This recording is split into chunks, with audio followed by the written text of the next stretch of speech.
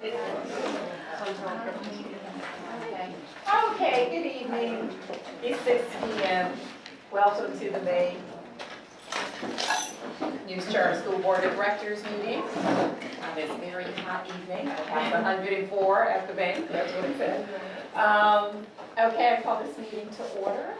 And I will remind the board that it's our duty to avoid conflicts of interest and the appearance of conflicts of interest as we handle the work of this board. Does any member of the board know of any conflict of interest or any appearance of conflict with respect to any matters coming before us at this board meeting?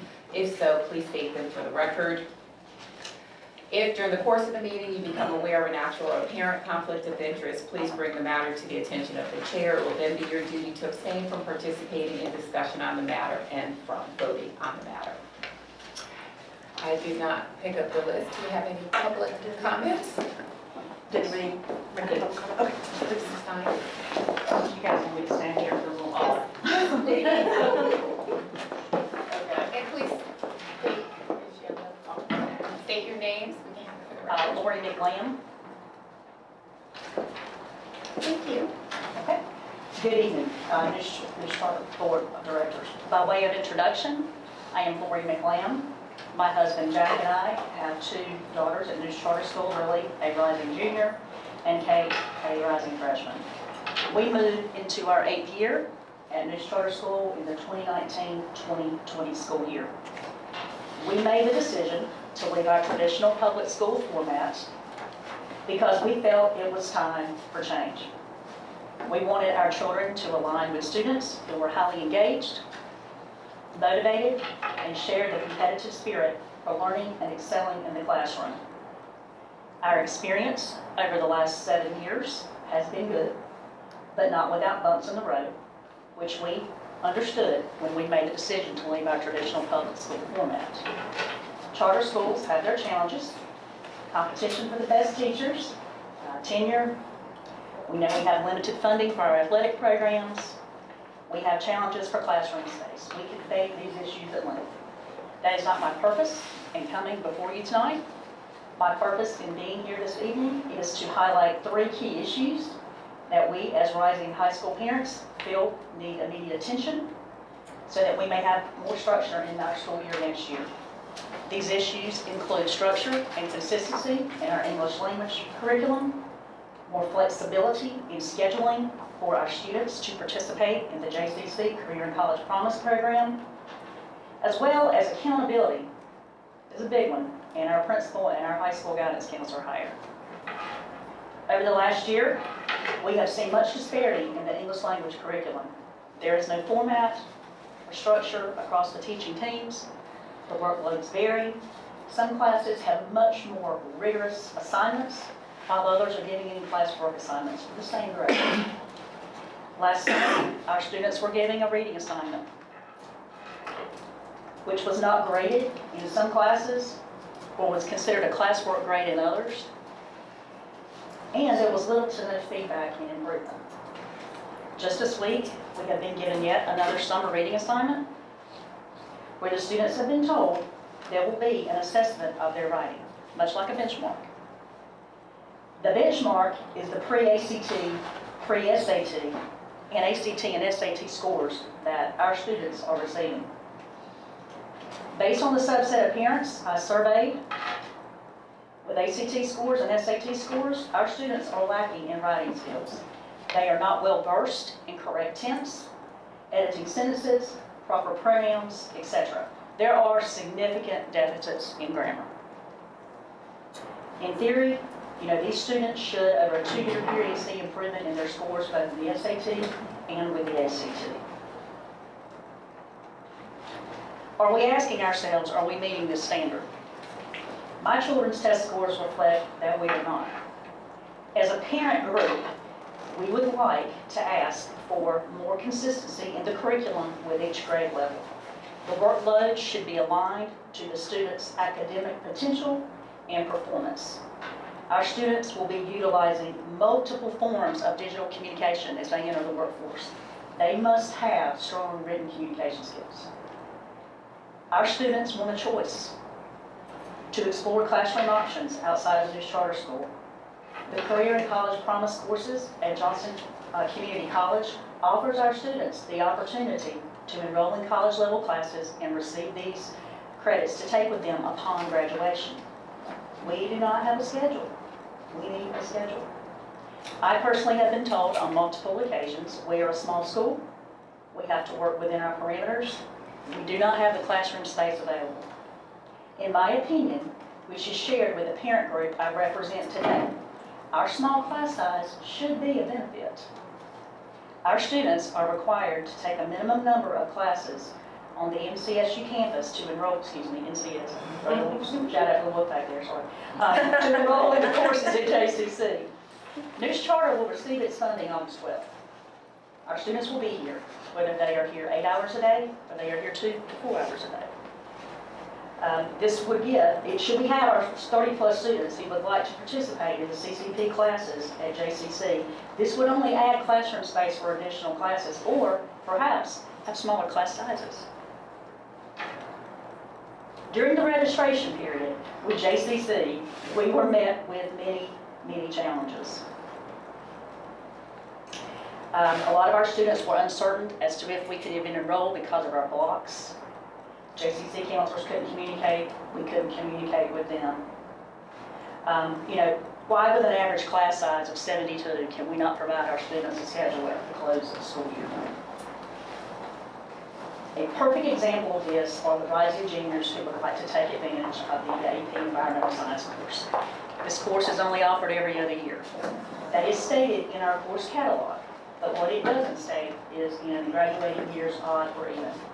So for the rising juniors who would like to participate in this class, which is a year-long requirement, we will now have to take this our junior year, which will require multiple changes in our schedules as we head back into the new school year.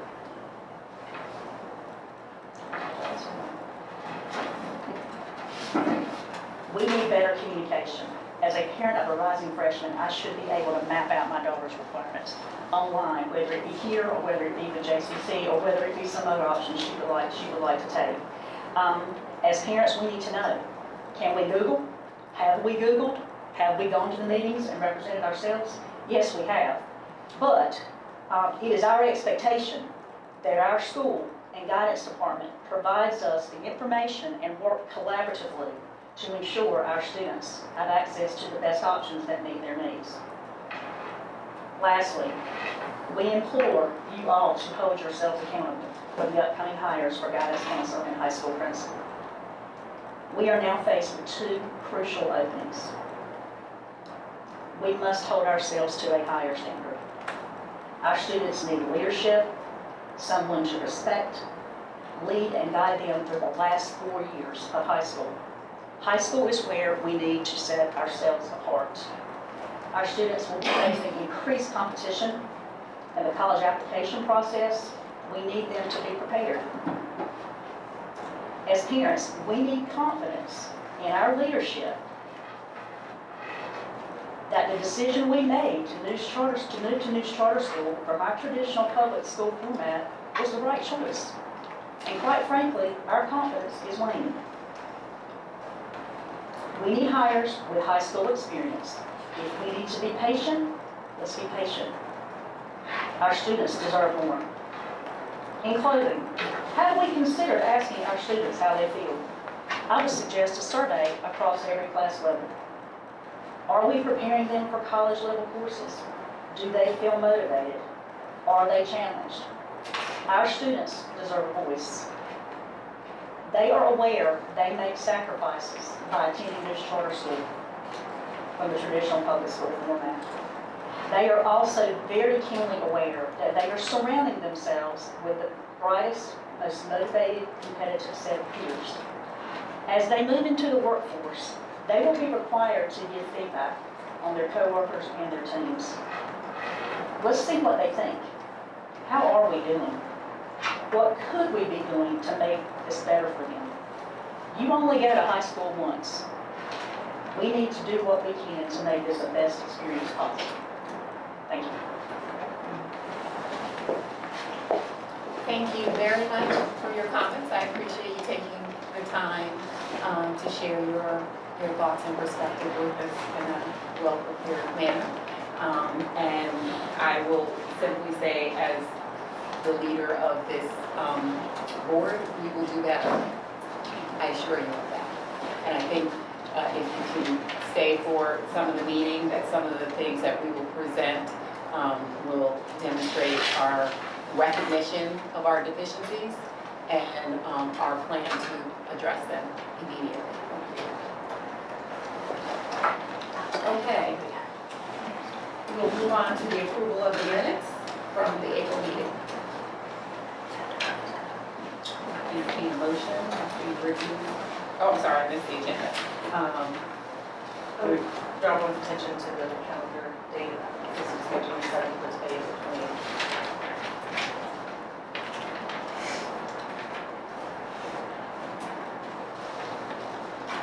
Entertain a motion. Motion approved the agenda. Second. It's Nicole asked for someone to take. Sarah, are you taking it? I will. Okay, thank you very much. We have a motion and the agenda. Okay. Any discussion? All in favor? Opposed? Motion passed. And now entertain a motion for the approval of the minutes from the April meeting. So moved. Second. Any discussion? All in favor? Opposed? Okay. Does anyone from the Booster Club have a report or any comments? I know that we recently had a meeting to nominate officers for the next weekend school. I'm not sure where they are. Your vote June 4th. So we go to June 4th, and then at that time, we'll meet with the officers to do any budgetary work that we need to get prepared for the fall. Okay, and Ms. LePage has graduated, and was there any updates from our SGA? that you can share? The ceiling tile project that they had initiated just got all of its wheels underneath it right when it was time to start getting prepared for end of year stuff. So they were not able to get all of the students together. So I did challenge both Ms. LePage and Ms. Flag, the president of our Student Government Association and National Honor Society, to paint one. So they did, and that is in my office. So we've got the process started, and then all seniors are invited if they can figure out a way to come back from the pool in the next couple of weeks. They were talking about maybe inviting them for a day over the summer if they wanted to get the process started. But at the very least, we got the one started, and so next year, Student Government and Honor Society will take that idea forward to continue to add student experiences to the building. Okay. Like to have your ED report? Certainly. Normally at this time, I would update everybody on our enrollment numbers, but as you can imagine, they're a little bit fluid as we're going into coming out of the Memorial Day holiday and then going into the beginning of June. So we're still fully staffed. We still have plenty of waitlist families if for some reason students turn us down. So we will be fully enrolled by the time we roll around to August. As far as staffing concerns, we are in the throes of interview processes. I'm getting ready to have some second round interviews with some of the staff that are being recommended out of interview committees for some of our teaching positions that are open. And we do actually have a recommendation for counseling in closed session tomorrow. Okay, so we will have a committee that will do the second interview for both administrative positions. Sure. And as we did with the last round of hires for the administrative positions. With all of that. What process was that? We had, I believe, Ms. Denning served on at least one of the second round interview committees for our principal, for academy year positions last year. So I'll just. So no, what I'm saying is the board will assign a committee to do a second or an additional interview.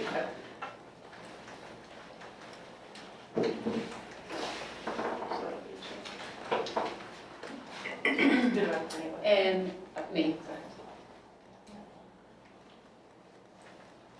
I think we'll look for a review of like strengths and weaknesses from all your candidates, and from that we'll move candidates to a final round.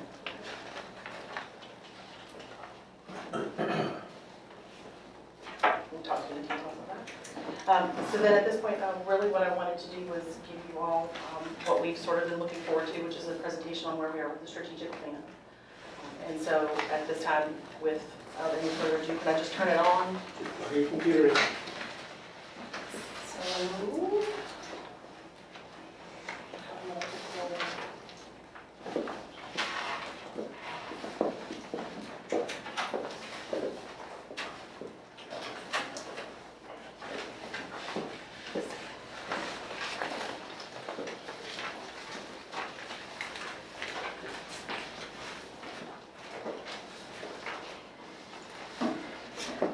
Handful. This is going to be the PowerPoint if anybody wants to look on. And then this is a brief version of the larger packet that I handed out.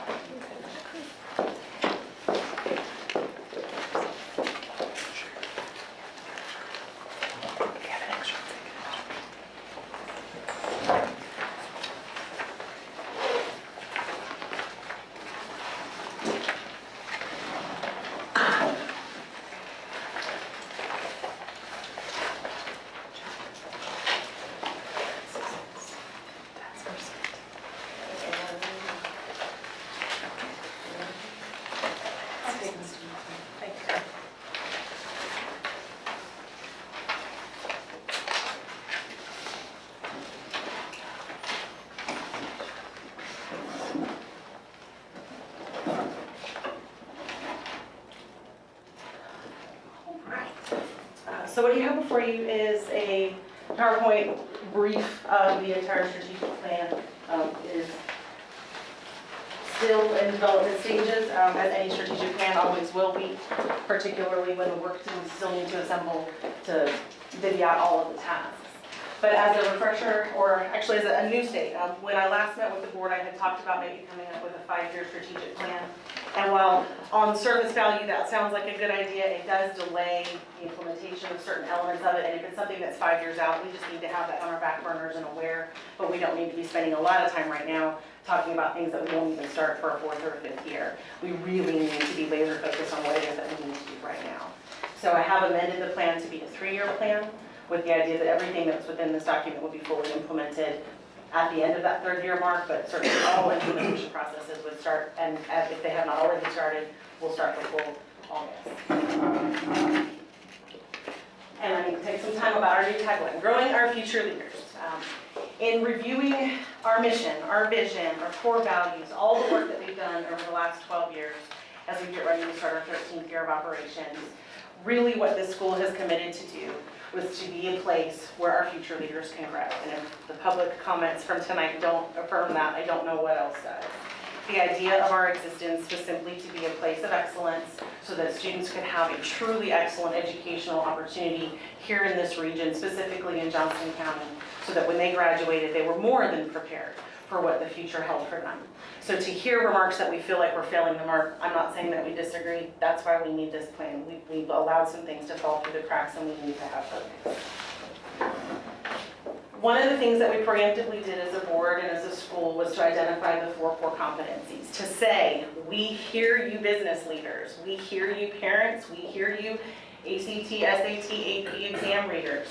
Writing skills and communication skills have dropped severely for our graduates, not just at our school, but across the nation. So we need to reinvest in making sure that our students know how to communicate effectively through both written and spoken language. We've also talked about the critical thinking and problem solving skills, as was mentioned even in our public, you really laid this out very well for me, I must thank you, is that the community that our students are entering into is one we can't even imagine, much less have imagined for ourselves. And so the need to memorize something is gone. The need to learn a series of steps and sequence is largely gone. The need to be able to take information and do something with it, to solve a problem, to rise to a challenge, that's going to be much more critical in their toolbox for them to be successful. And so we need to reinvest and refocus on critical thinking and problem solving skills. Too many of our students sit there and wait for us to tell them what to do. Some of that's on us as parents, some of that's on the culture of the community, because I can Google something really quick and it'll tell me my step-by steps. But a lot of times when a teacher's giving this amazing assignment and the student says, so what do I have to do? we want you to creatively think through that process. But part of that is we haven't given them the right practice in that. We've done too much of the drill and so forth, and we really need to give them that opportunity in this learning environment, in this safe space, to learn how to do that. Computational skills and analyzing data sounds a bit dry when we look at our core competencies, but clearly every position in every industry, even if it's a small business, you have to be able to use information and make decisions about it, or make decisions based on that. One of the presentations that we heard before the board meeting started, the committee had a presentation for us from a developer who helps with capital fundraising type plans. And sure enough, even in that, it wasn't just about handshakes and knowing people, there were some charts. Well, you need X number of donations at this level, and X number of donations at this level, and what does that mean? So no matter what we do, they have to be able to do that. And then the last one is the one we pulled with the longest, and it probably should have been broken into two, and over time it probably will evolve, but the idea was that we have a lot of students who are taking information on face value. We as adults do it as well, and we have to learn to check that source, to see if it's credible. We have to make sure that that information even matters to the conversation at hand or to the decision-making process that I'm in. And secondly, we need to make sure that we're respecting those diverse opinions. If I come in with an idea, I need to be able to be shaken from that idea if the information and the evidence supports a change in mind. So as we went through the strategic planning process, we used some lenses, and the board has seen this before on a couple of occasions. I'm not sure that all of our families and staff have. But the strategic lens that we really needed to look through was, are we doing what's best for students? In any industry, in any business model, you can ask yourself a lot of questions as to why you're doing something. In this industry, at this campus, at this school, that should be the only reason why we're making adjustments or changes. Are we doing what's best for students?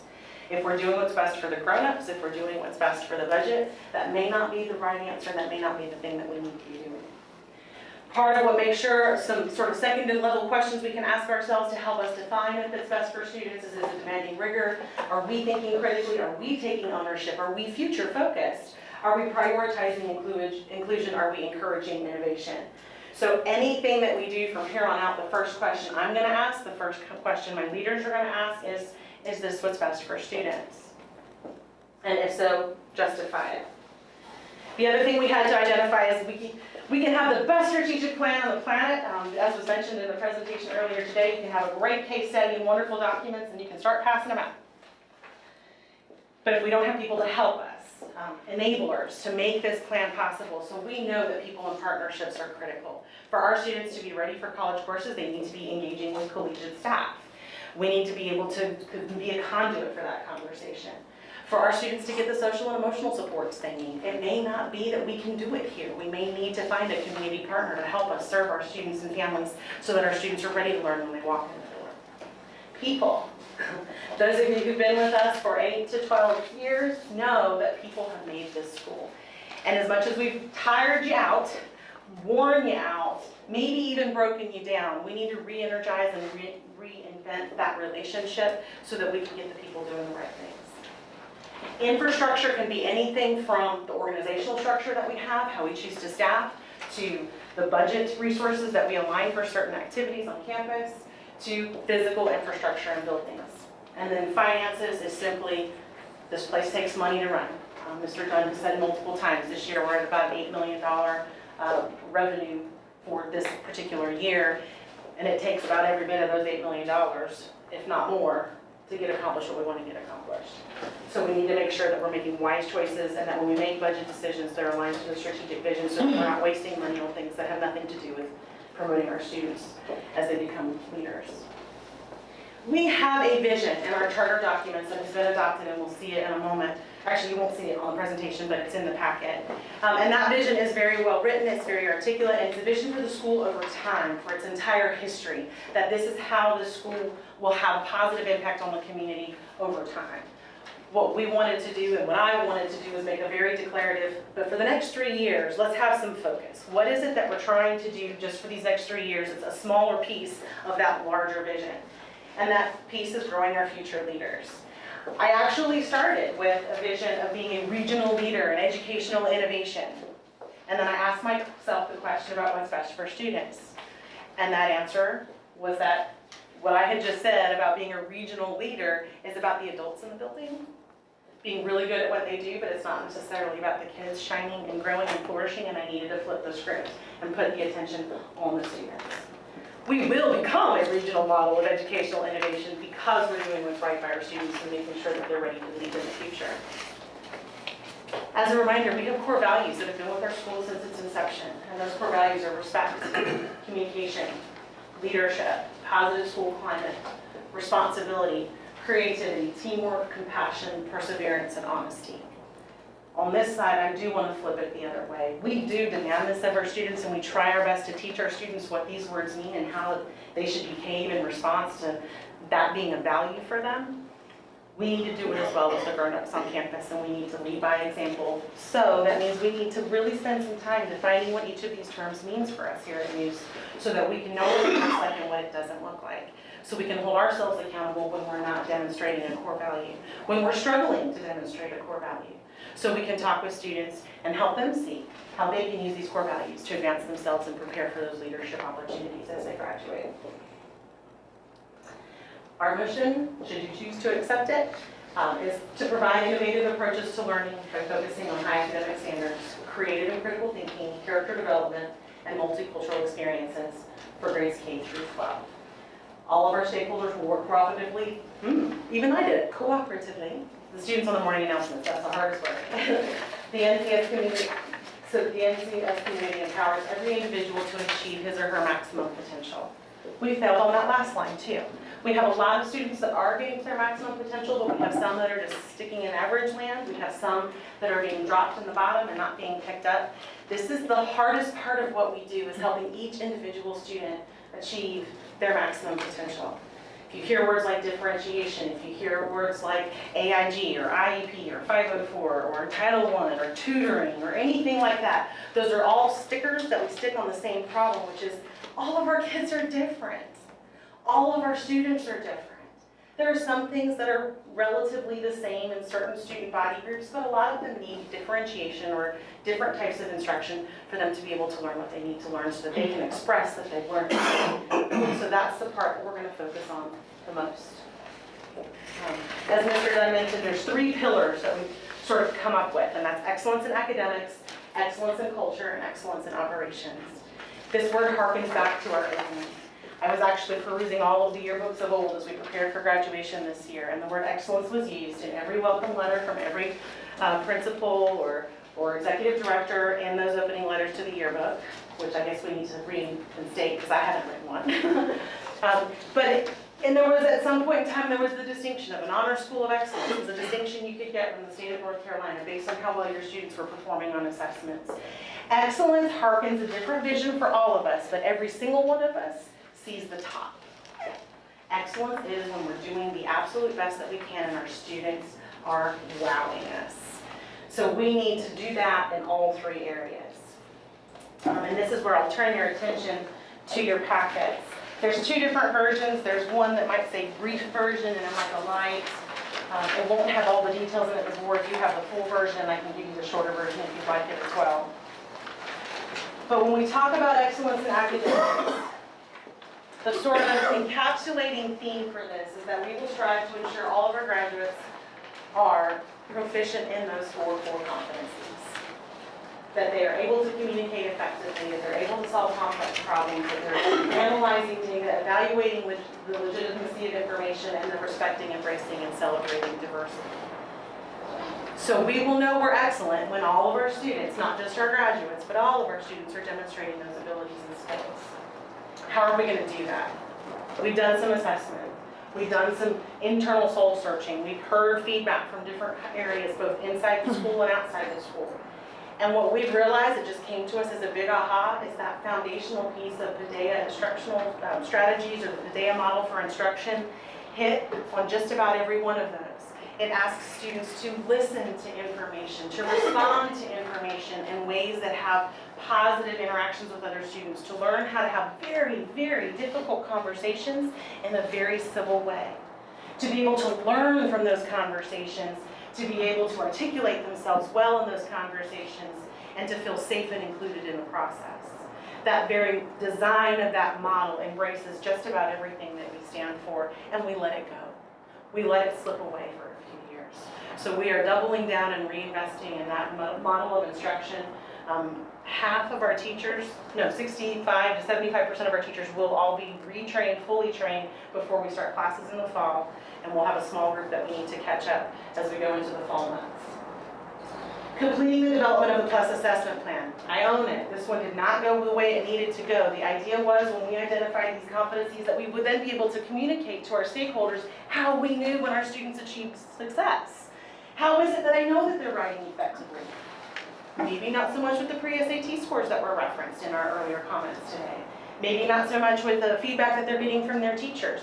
Maybe we're having inconsistent application of skills and teaching across the same course between two teachers. These are all problems.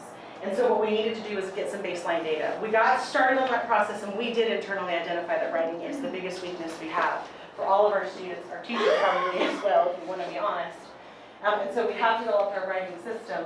In fact, you can see it hanging up in this classroom, that we did decide that part of the reason our students aren't practicing writing is because we don't talk about it. Part of the reason our students aren't flourishing with writing is because we change the vernacular on them every time they go into a different classroom. This teacher might use brainstorming, this teacher might use pre-writing, this teacher might use mind mapping, and the poor students love to try to figure out if all of those are same or different. So we need to have common language. We need to say News Charter School teaches writing this way so that is taken out, but that's the smallest piece. The larger piece is how do we evaluate writing, how do we create systems for students to be able to get feedback on their writing, to give feedback on writing, and to learn organically how to be better writers. How do they see good examples and samples of strong writing? And so as we complete the development of the assessment plan, that's going to be to identify very specifically how it is that we're going to assess whether or not our students are proficient. And we've got to double down on that and get that one rolling as fast as possible. We do have some data points that we can use as early as this fall as baseline, but it's not near enough. And so we will get that complete this year. We need to define our curriculum. For those that have been with us since the core competencies were identified, that sort of spawned a little partner project called PLUS, Performance Learning Underscoring Success. And because we were absent a strategic plan at the time, the thought behind that was to get a body together and an agency sort of program pulled together that would become the way we talk about our curriculum at News. Oh, what do they teach at News? They teach the PLUS curriculum. What is that? Well, it's a combination of this, that, and the other. Go to this page, you can see what we teach. So we need to pull all of that together, and we need to make sure our teachers know what we expect them to teach, because when we leave them alone to come up with whatever they need to teach, they're going to do a really, really good job, but they're going to do their job. They're not going to do News's job. We need to be very declarative on what News curriculum is, what our expectations are for our staff so that they know what needs to be taught for students, and what the non-negotiables are. And we have to not be afraid to do that.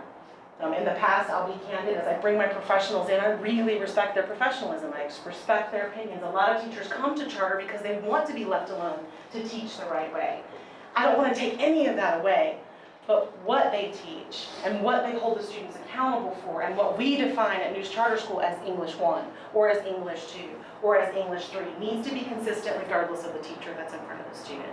And we've not helped because we've not created this database for our students, or for our teachers. That process is already starting. We have meetings scheduled as early, do we have any in May, or are they all in June? In June. Starting in June, we have teachers coming back to work on this curriculum alignment work so that we can declaratively say, this is our curriculum. Developing a comprehensive student support system, that's one thing that we talked about in our original charter. That hasn't been completed, and that's where we need to make sure we have supports in place for all of our students so that those that are floundering because they're bored have opportunities and encouragement and enrichment to grow. Those who are doing pretty good, but they're getting away with it, get pushed and challenged.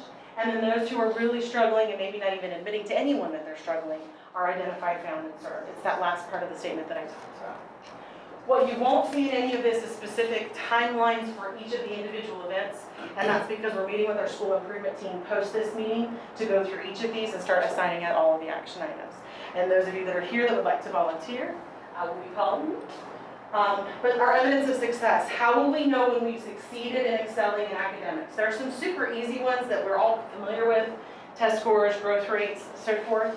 But in your packets, you'll also see that there's other areas that we know we're going to keep looking at. We're going to be looking at our rates on state and national assessments. We're going to be looking at proficiency in early college coursework. Just because I get a student enrolled in the CCP program doesn't mean that that's a success. Opportunity does not necessarily mean success. Have I prepared them for what they need to know to be able to be successful in that course? College acceptance rates. We're preparing our students to be able to go to college. We recognize that the market is changing for us and that industry might dictate otherwise for some students as they graduate, but the skills that they need to get into college are the same skills they need to be successful in work and in certification programs, military, anything like that. So we want to make sure that they're still able to be accepted. Mentioning the counseling program, our counselors need to be excellent at determining what it is that a student needs to have in their resume so that they can get admitted into college of their choice and start working with them in the 6th or 7th or 8th grade to be able to get those foundations laid so that they are ready to rock and roll when they hit their 9th grade year. We know that if we're doing well, our incidents for disciplinary infractions will decrease. We know that our rates of scholarships will increase. We know that our ratings among local, regional, state, or national academic competitions will increase. You know, are we winning robotics tournaments? Are we winning our science fair students feeling well prepared when they go to state competitions? Are we making sure that it's not just something we're checking the box on just to make us all feel good, or is it that we're really preparing our students to competitively participate in the world that's around them? As we talk about excellence in culture, there's 3 target areas that we would have there. Our simple definition is that we have an open and welcoming school community. It's for all. It's for students, it's for visitors, it's for parents, it's for staff. We need to make sure that everybody feels safe and welcome here at school. It doesn't mean we all have to have the exact same ideologies. It doesn't mean we have to all agree on every single topic, but it means that we respect each other, that we care for each other, and that we're kind toward each other, and that we demand the same of all of our students. We need to communicate and uphold an expectation of excellence and adherence to our NCS core values. Too often, it's really easy for us in a K-12 environment, especially if I'm a high school teacher, to go, I don't know that kid, so I'm not going to say anything to them, even though they're doing something that's against our core values or against our code of conduct. We have to get ownership back into everybody. This is all of our campus. This is all of our community. No one should feel remiss in helping a student have a learning opportunity. In addition, no one should feel remiss in celebrating and being very excited when a student demonstrates one to a maximum potential. If a student shows a really amazing example of respect or leadership or honesty or integrity, we should applaud and recognize that. And everyone should feel empowered to do that in our community. Fostering a culture of safety and inclusiveness, we really need to develop an actual school-wide program that includes lessons, grade-level content, scalable events such as multicultural affairs, and all things in that sort of vein to address current issues related to student safety and inclusion. In this vein, we're talking about safety from a feeling welcomed perspective, that a student feels safe and comfortable in a school environment so that they can learn. We know that one of the most impacting factors for a student in their inability to learn is if they feel uncomfortable or unwanted in space, because all they're doing is focusing on that. And so we need to make some corrections there. We know that we have a lot of changing dynamics in our population. As I mentioned earlier, we don't all have to have the exact same ideology, but we have to get along and support and respect and encourage each other, and our students need to learn how to do that in a culturally rich environment. We also need to make sure that with every step of the way we're developing communication plans, so that not only is it something that we know what we're doing internally, but that our community of stakeholders knows what's happening as well.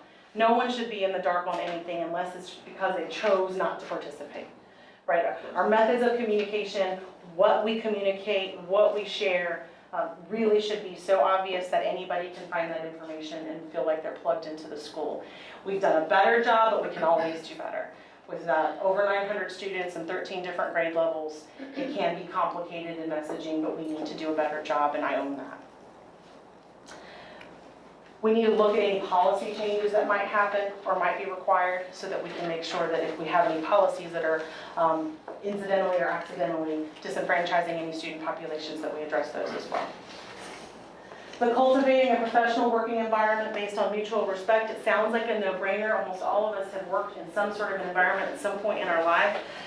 The only way we can excel is if we stop getting in each other's ways and getting in our own ways. So we've got to make sure that our staff have everything that they need to be able to work collaboratively with each other. If they have disagreements, that they have methods and techniques in place to be able to have those disagreements professionally. But we need to make sure that as the adults, we're not getting in the way of doing what's best for students. And we need to take care of our adults. Adults are humans too. adults deserve grace too, and we need to make sure that we're finding ways to support and encourage all of our staff, because we all know it is not an easy job to work in a school environment. There's some other elements of the plan that we like to do to help make sure that that mutual respect is held. Some of it is unveiling the mask, making sure that there's opportunities for all of our staff to be able to see what's happening in different elements of the business. I have tried really hard to let everybody do their job and take on certain responsibilities for myself, but that has inadvertently created situations where people don't know what's going on or don't know why decisions are being made. So in my effort to be helpful, I actually was hurtful. So I've got to create a more open door policy and be able to help make sure that everybody knows what's happening on campus, as an example. We really thought about how to determine our excellence in culture, and it was actually mentioned again in today's public comments. We need to ask our families more frequently and more formally, how are we doing? What's working well? What's not working well? Where can we improve? Because without that data, it's all anecdotal. If someone doesn't have the courage to come to a board meeting to speak, or doesn't take the time to send an email to an administrator, then we may not know. And a lot of the good stories are being untold because they're being kept in someone's family or in the car on the way home. So we need to make sure we're providing opportunities to solicit that feedback in a really honest way and do something with that information. And as we talk about excellence in operations, we want to be good stewards of our resources while creating a safe and effective learning environment. I've worked really hard to be a good steward of resources, such that I've probably hampered our ability to be an effective learning environment. I had held on to the money a little bit too long, like we need to get a chem lab upfit in here so that we can have ventilation. Or we need to go ahead and start talking with design teams to figure out how we can get more permanent structures on campus, because the crowding is starting to negatively impact learning on campus.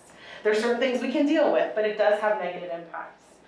As we talk about operations then, it was weird because I didn't know where to put it, but recruiting and retaining and supporting highly effective staff has to fit somewhere.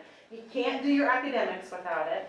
You can't have a strong culture without it. But fundamentally, what we need to revamp are our hiring processes and practices, as was already mentioned today. We need to make sure that we have good, solid foundational practices in place, that we have support in place for teachers.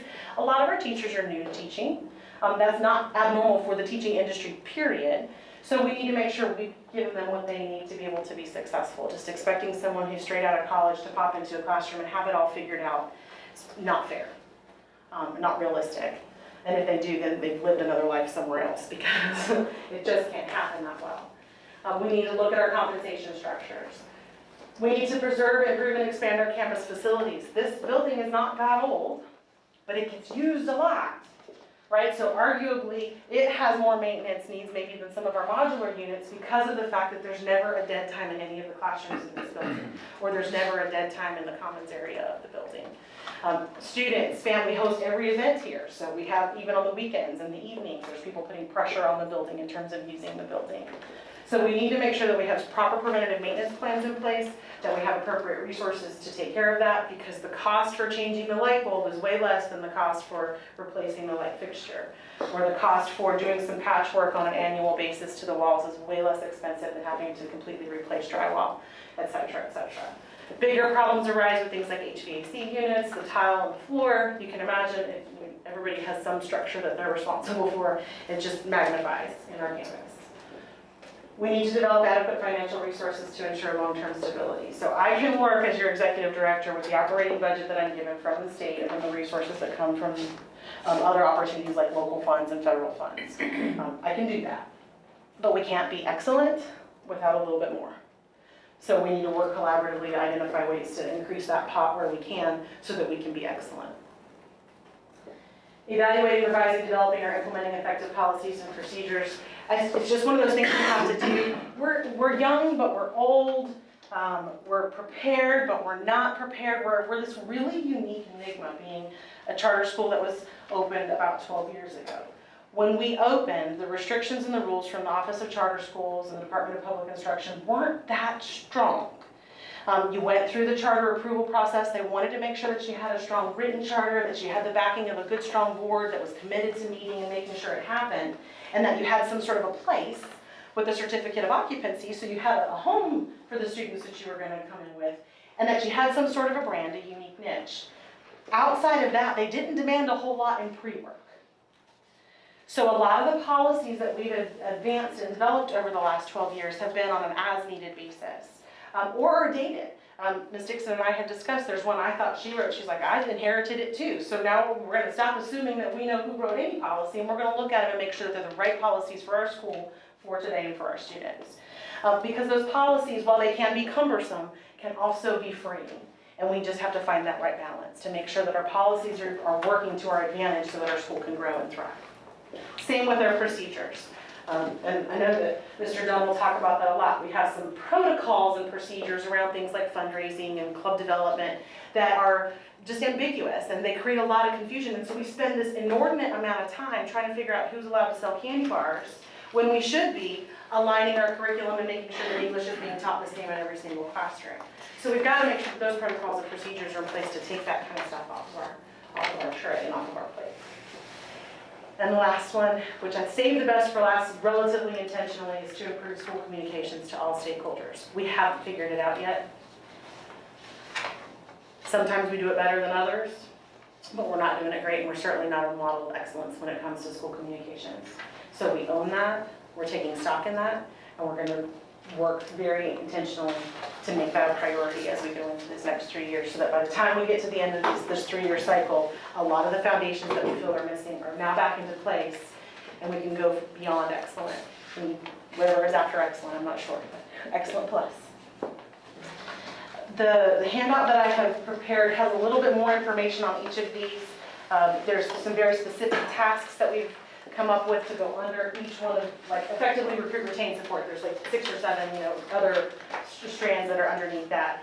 At this point, then, our next steps would be to meet with our school improvement team so they can now start to dissect this. We can start assigning out job responsibilities. We can set very concrete targets. You'll notice that we were a little bit vague and saying we're going to increase. So we've got to have the baseline so we know what we can increase from. I can arbitrarily say, of course, we always want a 2% increase or a 3% increase. That's probably the case. But we want to make sure that everybody, from a communication standpoint, knows where we're starting from so they know where we're headed. We need to build those detailed action plans, assign responsibilities out, create the leadership structure so that there's a lot of oversight. That's the one thing that, as a charter school, and even being a new administrator on campus these last 3 years, I've allowed to trust too much that people will just get stuff done because it's in their professional responsibilities list, but I've not created for them the structure that they need, just like a student would need, to do those check-ins, to do those appointments, to make sure that we're saying, hey, where are we on this, where are we on this, what do you need, what support do you need, what obstacles in your way, is this even possible? Oh, wait, we hit a snag where this may not even be possible this year. And a simple example would be with the math renorming. We won't even know what our math proficiency is until sometime in about September or October, so it's going to be very difficult for us to set targets based on math until that data comes in. So that's that monitoring timeline. And then, of course, come July, we would update the board of directors on the work that's been done by SIT, so you can have that more phased out timeline sort of structure to be able to see when you should be holding us accountable for future reports.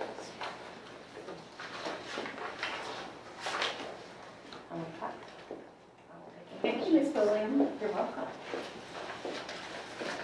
Comments?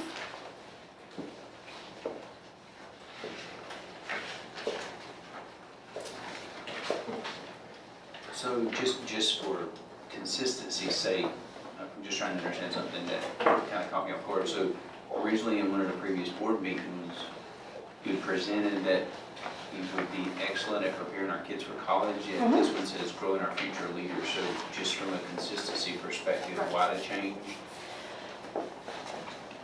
It's not a change, it's an advancement, it's an enhancement. So we're talking about our students being leaders as they prepare for college. So if we need to make that connection more tightly, we certainly can do that. The idea was that we don't want them to just go to college and be in college. We want them to be leaders in college. We want them to be beyond just ready for college. And we were trying to take it to that next level by talking about them as leaders. So if that's lost and missed, we certainly can go back to. I mean, I get the perspective, I'm just. Yeah. It's not at all stay away from our curriculum. Well, I think it's, well, the first thing is, like, if we're gonna make a change or something like that, we need to be clear that we're making a change purposely, because I know I had started anchoring my mind around that slogan tied to building a strategy. And when I see this, it's kind of like, wait a minute, Okay. I gotta go back again and start to revisit, so we Okay. kind of change without intent, it feels like. Another thing is, so when it talks about culture and some of the things in here, I truly understand this notion of safety and inclusiveness and et cetera around, and it's kind of embedded in culture, it's weaved into some of the operational stuff. What I feel like is missing is that we should aspire to have a culture beyond safety and inclusiveness. And we've always got rooms of improvements, I understand that, but to me, those are like basics. But those are almost just, every school should have those. I don't think that, to me, in a strategy document, it should show what differentiates us. I don't feel like, those should be everywhere. And I don't feel like And that. candidly, we don't have it right now. So that's why we added it to the strategy, Yeah, I agree was with to that. make it a priority focus. Okay, so. Because I agree, it should be there.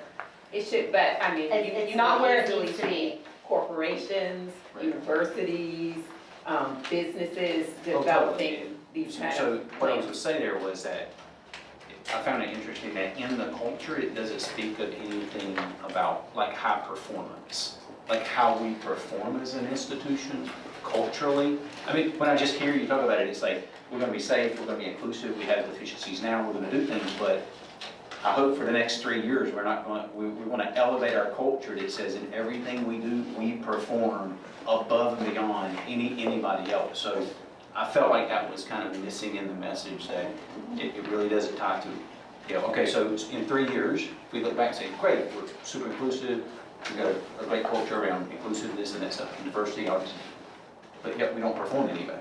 Right. Well, we miss it. I would agree with that. And that's as important, as much a part of the Yes. culture, Yes. as the other items. It was intended to be embedded in the communicating and upholding an expectation of excellence and adherence to our core values. However, that's clearly not clear. So that's good feedback for us to make sure that that's.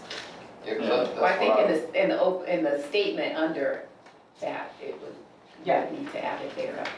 that's what I went back to here, because also in the first bullet, under Yeah. strategy, where there would be expectation of excellence. Right. And I think the thing I struggle with is that, There's a lot to be done. and that actually is the reason I bring these comments up, I think we have to be careful in so big and broad that they don't provide clarity and precisions. That's like, just like my comment about future leaders versus, Right. you know, excellent for preparing kids for college. Those are, from a scope perspective, one's more narrowly defined, and the other one's not right or wrong, you make a choice, but I would encourage this, that we probably need to look at some of these generic statements and find them nowhere in precision, because otherwise it's going to be subject to a lot of people's interpretation. Well, I think there's probably some additional conversation that we need around some of the specifics of the plan. When are you having a meeting with the SIP? We meet in June, so we expect to have the update for you in July with more actionable timelines. Okay. And so what would be the standalone, speaking about communication, which of these is the standalone document that you would have on a website, or you would share so that people can digest it without, you know? Right. Had a lot of internal conversations about that, and because this is still in draft form, it's that we went with the biggest, most comprehensive, and then we need to now go into the details. So it would probably be something more along the lines of the 10-pager that most of the audience has, where it looks a little bit more like the PowerPoint in terms of the simplicity of the goal statements, but then the trackers that would go with it would have all of the data elements and the evidence for support as we move toward it. And that may, I'm not sure if that's what I'm communicating clearly.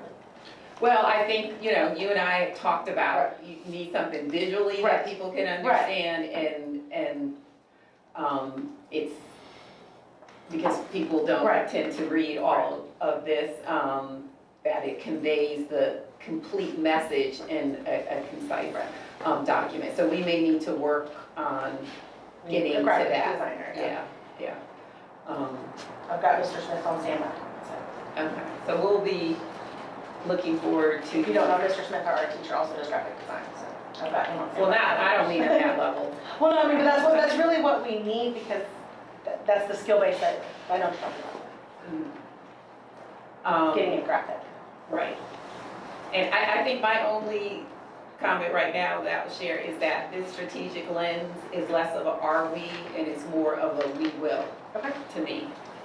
We will demand rigor, we will think critically. Those should be questions we have to, are we doing it? Those should be statements that as we move forward this strategic plan, that we are saying, this is what we will do as we move towards. That's true, as it goes out of planning and into implementation, the phrasing of that question should definitely change.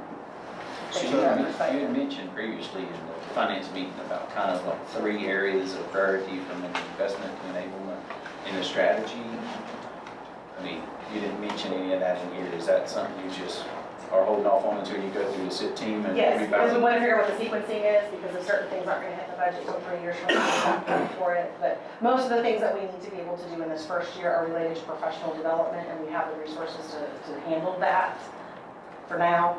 But that will quickly become an issue as we make sure that all of our staff are fully trained. Yeah, I look forward to seeing the response back from the SIP team about, I mean, you said it a number of times, right? There's a lot to do when I look Right. at a lot of these things in there.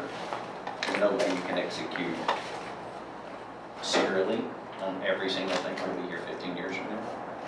So it'll be interesting to see the parallel approach and then what's the priorities in each of the pillars, like what's the must-haves, what must be done next year at all costs, because that's when It has everything to else start. has to be secondary. And we're not good at that.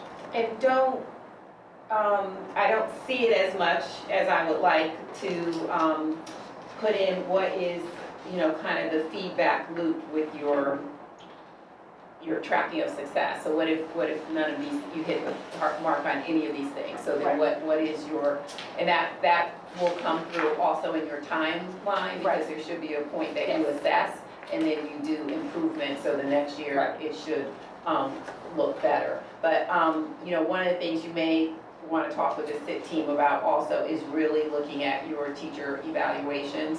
And, much like with the interviewing, I think we get to a point where we have to change things up and do it completely different. And I know there's the ones that are formal, that get sent out back to DPI, but what are some new ways that we could, which will help foster a culture of excellence if you put in more oversight and measurements. And there's a lot of stuff in here, and all I'm thinking is who's going to be checking all this stuff? So we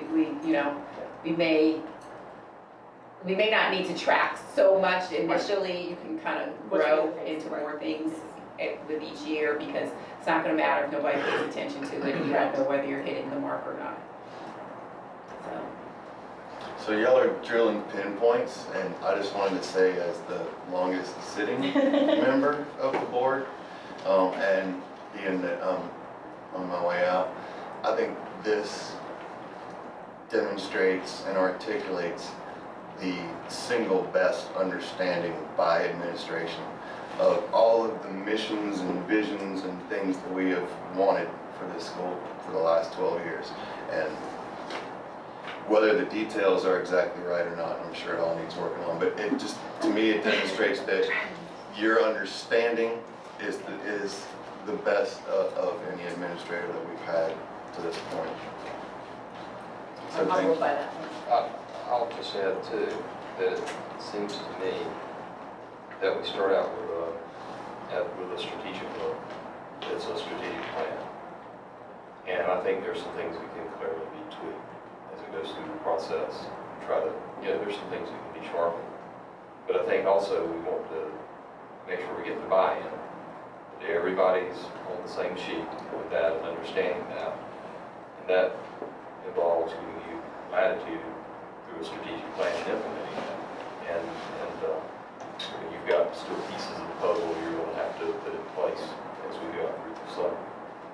So I look forward to seeing it evolve. I think it's also going to be somewhat of a, I think if you say it's static, it's not a living document, you've got a problem. So it's going to be a living document. There's going to be things that change.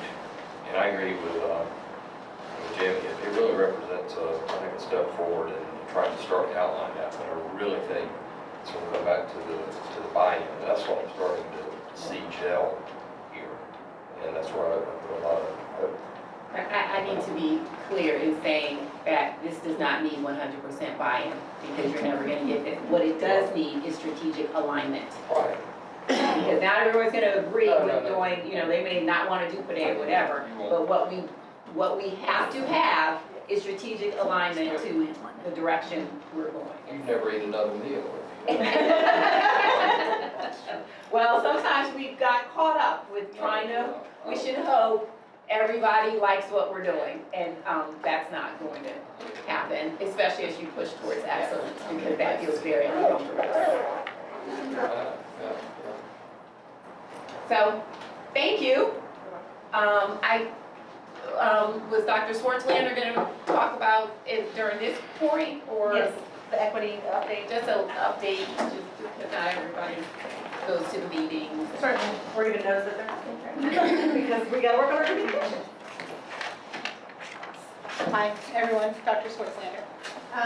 So after one of the board meetings, we had a group of concerned community members come in and voice some issues that they saw facing 3 core areas: bullying, separation of church and state, what is happening on campus, and then student programming. So we pulled that group of community stakeholders together and began equity conversations. The first conversation we had was strictly meant to give those stakeholders a safe place to air the challenges that they have faced here at Noose, and the discomfort that some of their students have faced here at Noose, in a way that we have not had the ability to do before. That first conversation was quite uncomfortable. It was really intense, but out of that first conversation did come some actionable items that are only going to help improve the campus. One of the concerns that the community members had was discipline and bullying. So they asked for a breakdown of our referrals, locations, types, grade levels, where they're happening, what's happening, and we have that data this year. We moved to an electronic office referral system, we collected that data, we aggregated it, we pulled everything out, and now we know where there are some issues that we need to make sure that we have some more supervision and more teacher training. Some of the additional items that came out of the first few conversations were concerning separation of church and state issues and activities happening on campus, clubs specifically, student-led clubs and clubs that are supposed to be student-led, which in fact are not, but are running under that umbrella. So we have strengthened our student club application process, and it's being implemented at the end of last year and moving into 1920. The second conversation was more along the same thing. It seems that every time we have a meeting, something happens. So the something that happens takes a lot of time in these equity discussions. What needed to come out of the second meeting was that we support our teachers and we support our staff, and that we understand that there is a need for growth and development in a multitude of areas outside of academic pedagogy. There are areas that our staff have not had the exposure or training in. This is a changing community. I can see that being a new member of the community. Our staff has not been exposed to or allowed to engage in discussions around equity, diversity, inclusion, and all the intersectionality of those different ways of living, life, being. And I hear what you're saying, Mr. Dunn, about safety and inclusion, but I will tell you that this campus right now does not have that. And if we do not have that, no child is going to be able to perform as excellently as they need to. Until that baseline is firmly established in every child, regardless of who, what, when, where, why they are step into a classroom, we will not have the excellence, nor will we have the projected proficiency numbers that we all expect and our kids deserve. That is baseline. If that doesn't happen, nothing else is going to. This final discussion we had, we wanted to make sure that this community of stakeholders that came together, and they were quite oppositional at first. They were fighting against the system, and I think I will say that they are now partners in improving the system, because at the end of the day, we're all fighting the same battle, but using different words. So instead of fighting against each other, I believe that we are on the same page. The last conversation we had, we wanted to take a little bit of a more national view of the issues that are happening on school campuses across the country and are reflected here at News. So we did a PDEA discussion, and I led them through the whole seminar process, and we read the special report that came out of the Southern Poverty Law Center called Hate at Schools, and we had very serious and candid discussion about what our students are facing. All of our students, regardless of where you live or who you are, have some level of PTSD because of the world they live in, because of the news and the media that they are surrounded with, because of the situations that happen on school campuses each and every day in this country that are no longer as hidden as they once were. There are reports of homophobia, xenophobia, race baiting, violence in school, nooses, teachers dressing up in Halloween costumes that are offensive to students. These things that our kids see shade how they view us, how they view this campus, and how they view what our purpose is.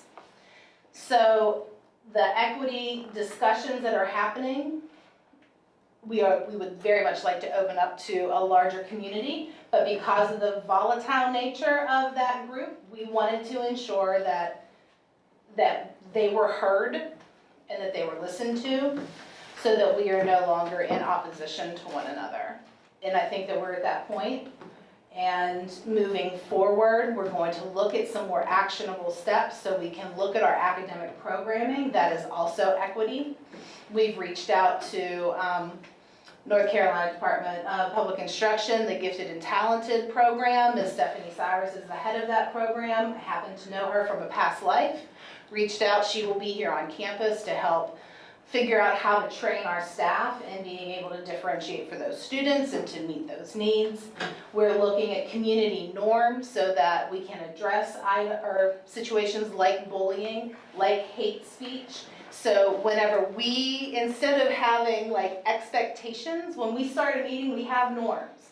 These are things that we will do on this campus.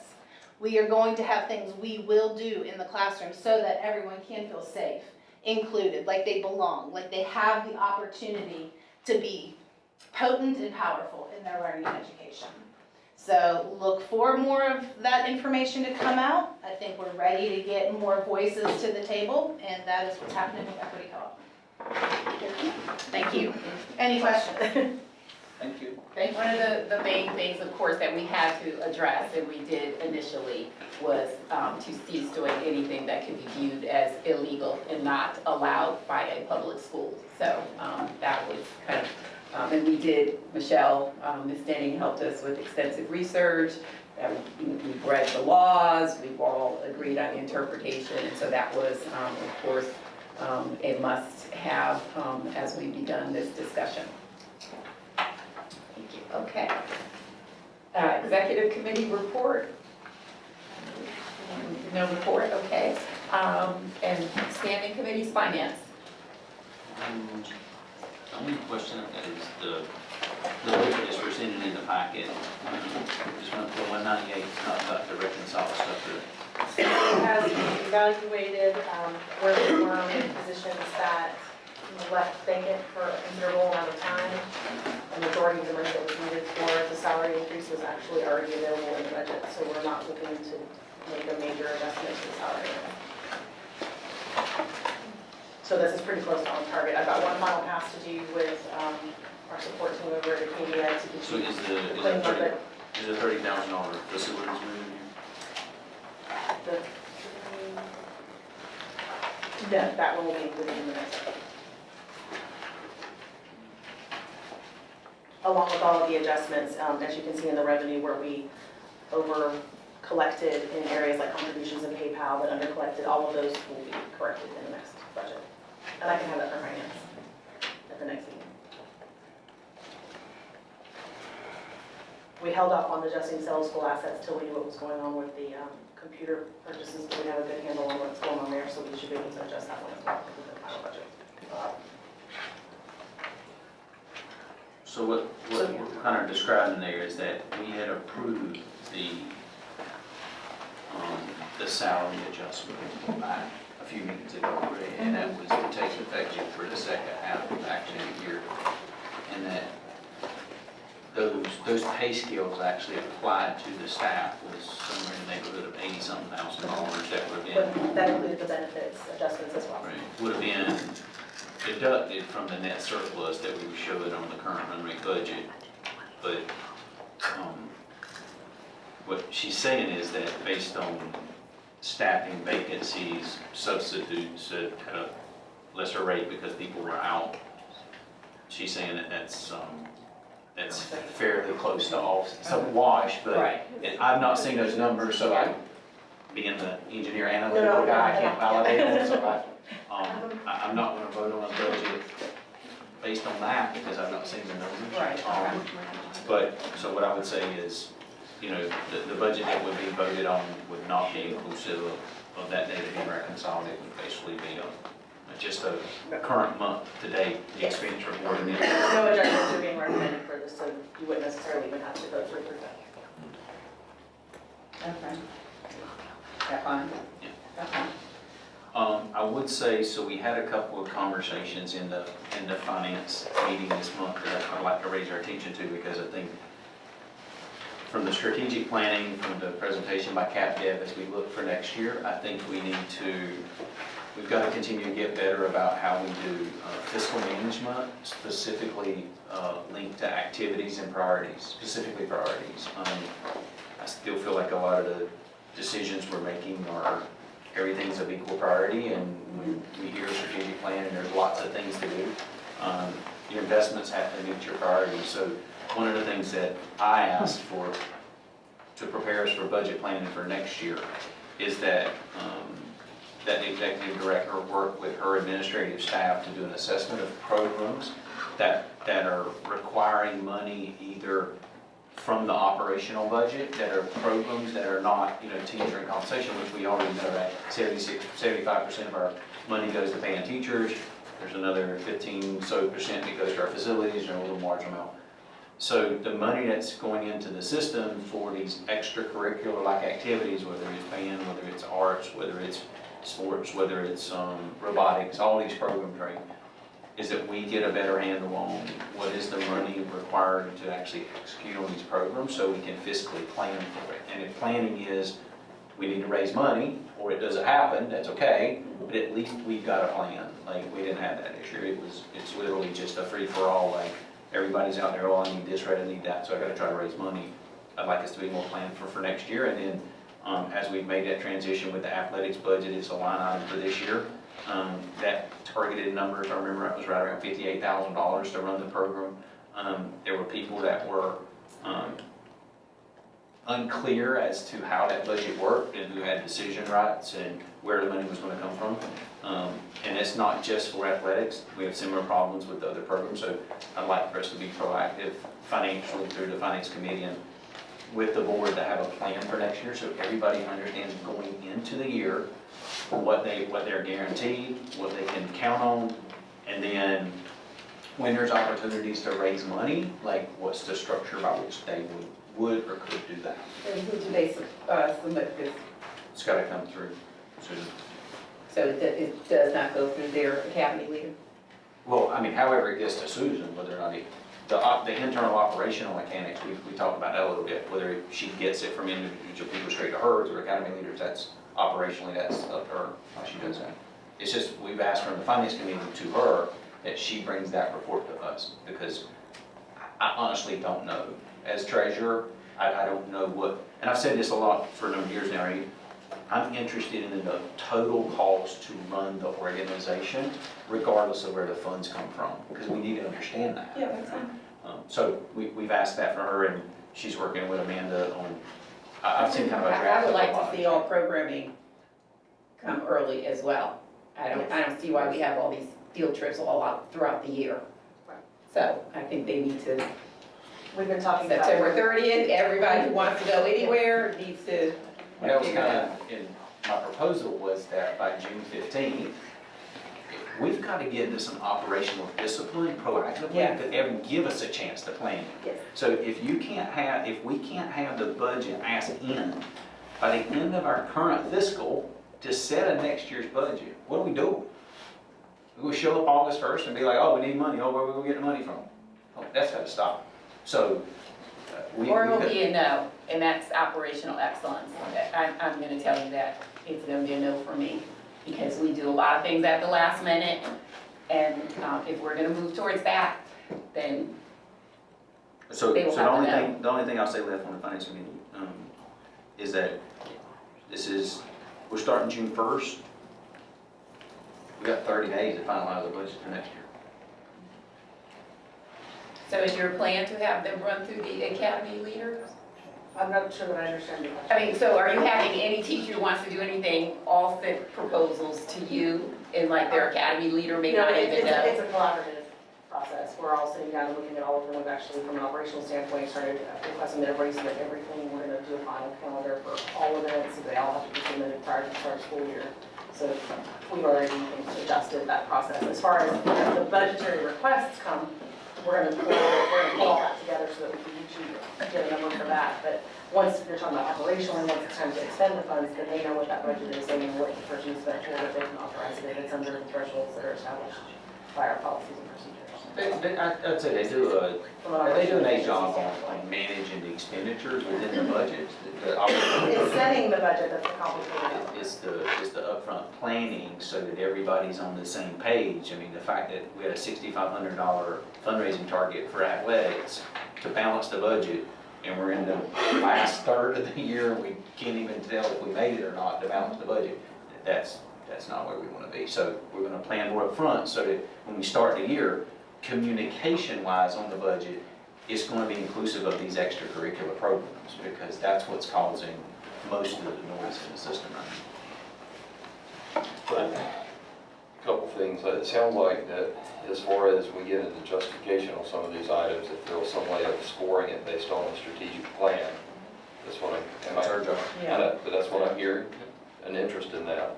So being able to score that based on that strategic plan. And the second thing I'd say is, yes, we need to try to, put a nail in it and figure out what that is. But at the same time, we need to be flexible to a certain extent should things come up. If there is a need to adjust a budget or adjust expenditure, it's doable, but there'll be a lot of talking about it. There'll be a lot of explaining to do about it too. So I think that's some of the things one of the things just to keep in mind, we won't be able to change, but we need to know why and not put the finance committee in a situation where it just doesn't know. Well, that's fine, but when you do that too much, No, then you not- move there's your no- bar. There's no too much about it. There's no Okay, too much. well, as long as, something breaks, obviously, Yeah, or yeah. some great opportunity for our Yeah. students, but not because of somebody's poor planning. Poor planning is that. Okay. Poor planning is that. I just don't want someone to say, well, we missed that opportunity because we can't go and change this or ever go change that. And I've seen organizations that have done that missed opportunity. So there's a break glass full type approach on some of One of the things we had talked about in finance was setting up a sort of an innovation or a seed money budget that's already in place at a manageable amount, so that if a new idea, for example, robotics just sort of happened the first year that it happened. And had we had some seed money to put towards that, that would have really helped it out. Granted, it took off all by itself without that money, but if we had something like that came up where there was one opportunity, but again, it would have to be a manageable amount of money that goes through appropriate protocols, but at least we can still turn and innovate at a less risky level. The issue you have is, there's 3 stages, kind of like crawl, walk, run, right? The crawl things are something just trying to start, you need a little bit of money to try it, bigger. It's the walk ones that kill you. The run ones are already operationally institutionalized, there's dedicated money, all the academic programs are in. It's those ones in the middle that are, they're trying to figure out, do they make it over the chasm and do they become operationally at scale within the institution? That's where you get in trouble. I mean, let's look at it.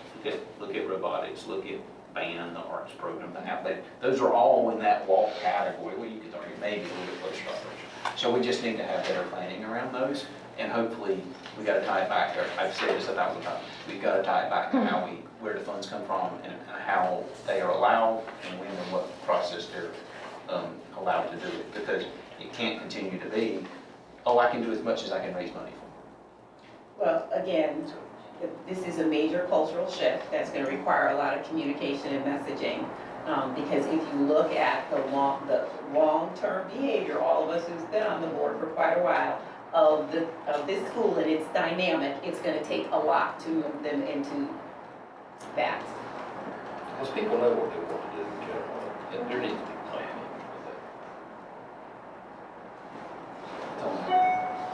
that. Can I ask a question just about that? And I like the format that these committee reports has taken on in the last few months here.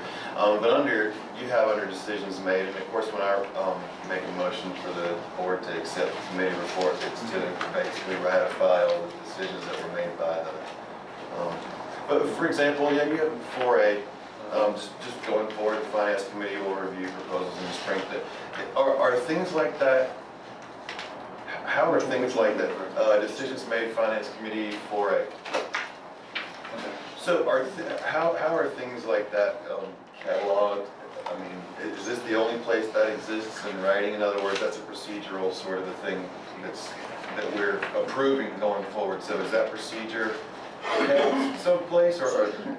No, it's a good question. So actually, when you look at something like 4A, what that should do is if that actually becomes a procedure, it should be reflected in the fiscal policy angle. Well, so if That was kind of we were trying to give a running dialogue of the discussions in the facilities thing, how the committee wanted to operate. So I'm actually not picking apart the actual decision. What I'm saying is this is sort of a procedural kind of a decision that the committee has made. And when the committee puts in the report and the board accepts and verifies the report, then basically they're ratifying decisions that are made by the committee. So are those decisions that are made by the committee that have been ratified by the board kept someplace other than in a monthly committee report? So basically what I'm saying is if we approve this because we all like it, how does anybody know to do it going forward if you're not sitting? Well, the committee That was the reason we should- documented yeah, it. But the committee should, Right, but it's just a committee report now. but the committee should then put forth whatever procedure they need the school to follow based on their recommendation and our ratification of that. Yeah, So we'll if that take is that, a checklist, if that is a calendar. Okay, so we're saying, cool, do that, he just needs to come up with how. Yeah, how they do it, yeah. That's good. We'll actually look at those in the fiscal policy. We should always look at any changes we need to make need to be reflected in the fiscal policy. And I'd like to make a motion for the board to accept the finance committee report. So, Further discussion? All in favor? Opposed? Resource?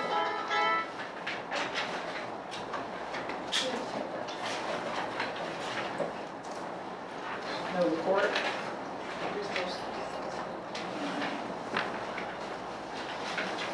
I think the presentation was essentially the takeaway from the resource. right. Oh, okay. Presentation. And so, Paul, just on next steps, we're you gonna meet with them individually to talk about some options, or what would be the next steps from?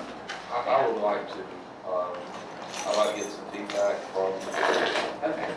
on, what you're thinking. There's we're able to hear all of it, those that, now we go back and take a look at I guess we did report, report. No, we didn't. Yeah, we'll just look at the presentation and everything, and feel free to follow up, chat about it, but I kind of like to, start talking seriously about do we want to proceed, and then how is it that we need to do that equitably, fairly, all of that. And start to get some of that underway. I think there's a planning and strategizing element that would be important and useful to us. Yes, so in her strategy plan, under operational excellence, there is a category about resources. So to me, that's why I asked, if they come back with that next level of detail, we need to see, does this make it above the line or not? And I don't see how it doesn't, but we just need to see how it all falls out. But I think we've got to hold ourselves accountable that we make some decisions and move, otherwise we're gonna be Well, here. some things would be us driving the why, which was Yeah.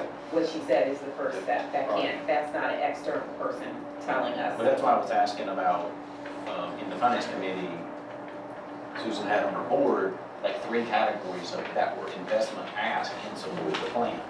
That is clearly the why. I mean, the why is what she presented, how you enable it is the 3 how elements that were through. Clearly, you need dollars on that. To me, that's all I need to see and say, well, how are we gonna get the dollars? We're not gonna get. Well, I think that the story needs some details. I'm not saying it's production ready grade material, but I'm just saying, I feel like we keep kicking the can on, are we gonna invest in getting more money or not? That's the basic question, and that, I could vote on that today, I don't need any more information personally, but whatever the board thinks they need to get to, we get there. Yeah, and I don't want to say, hey, have a vote now. Right. If that's the will, then, I'm fairly well convinced too. But, Why don't we just plan to make that decision at the July board? yeah, We need to make a decision. we've got an opening for a lot of opportunity on that, with the strategic plan, all of that coming together at one time. So again, it gets back to that, what can we do and move on and not, because we can't get 100% anything. Let's gather most folks together and move forward if we can.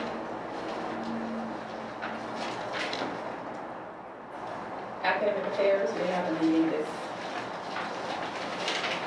month. Board development.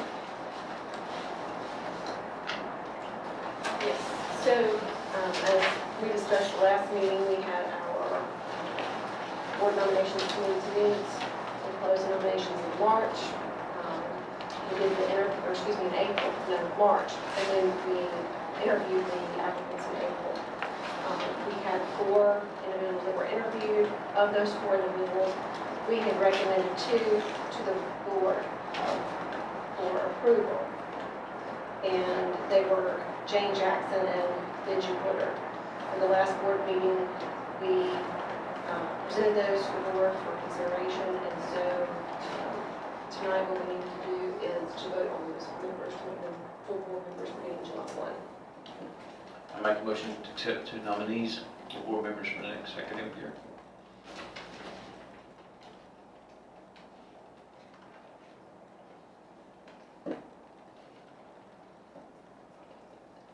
Second.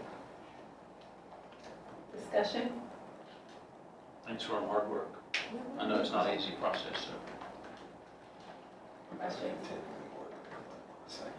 Oh, I second it. I just figured you would do that as the honorable one. And I don't remember if it was mentioned at the last meeting, but the nominating committee that worked together did a great job.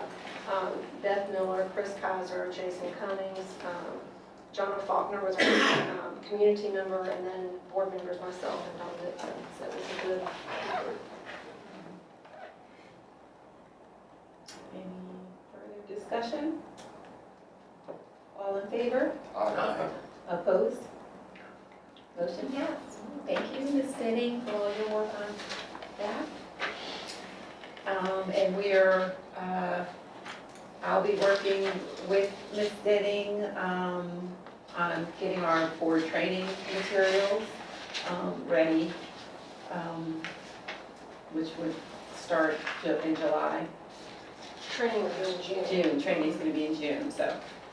It'd be we're good, getting some of it'd the, be good that, for those two is, for some of the committee meetings for July that we have, I think it'd be really good if we invite them to those couple committee meetings, so they get some exposure. If you'll just email me the committee dates, I will.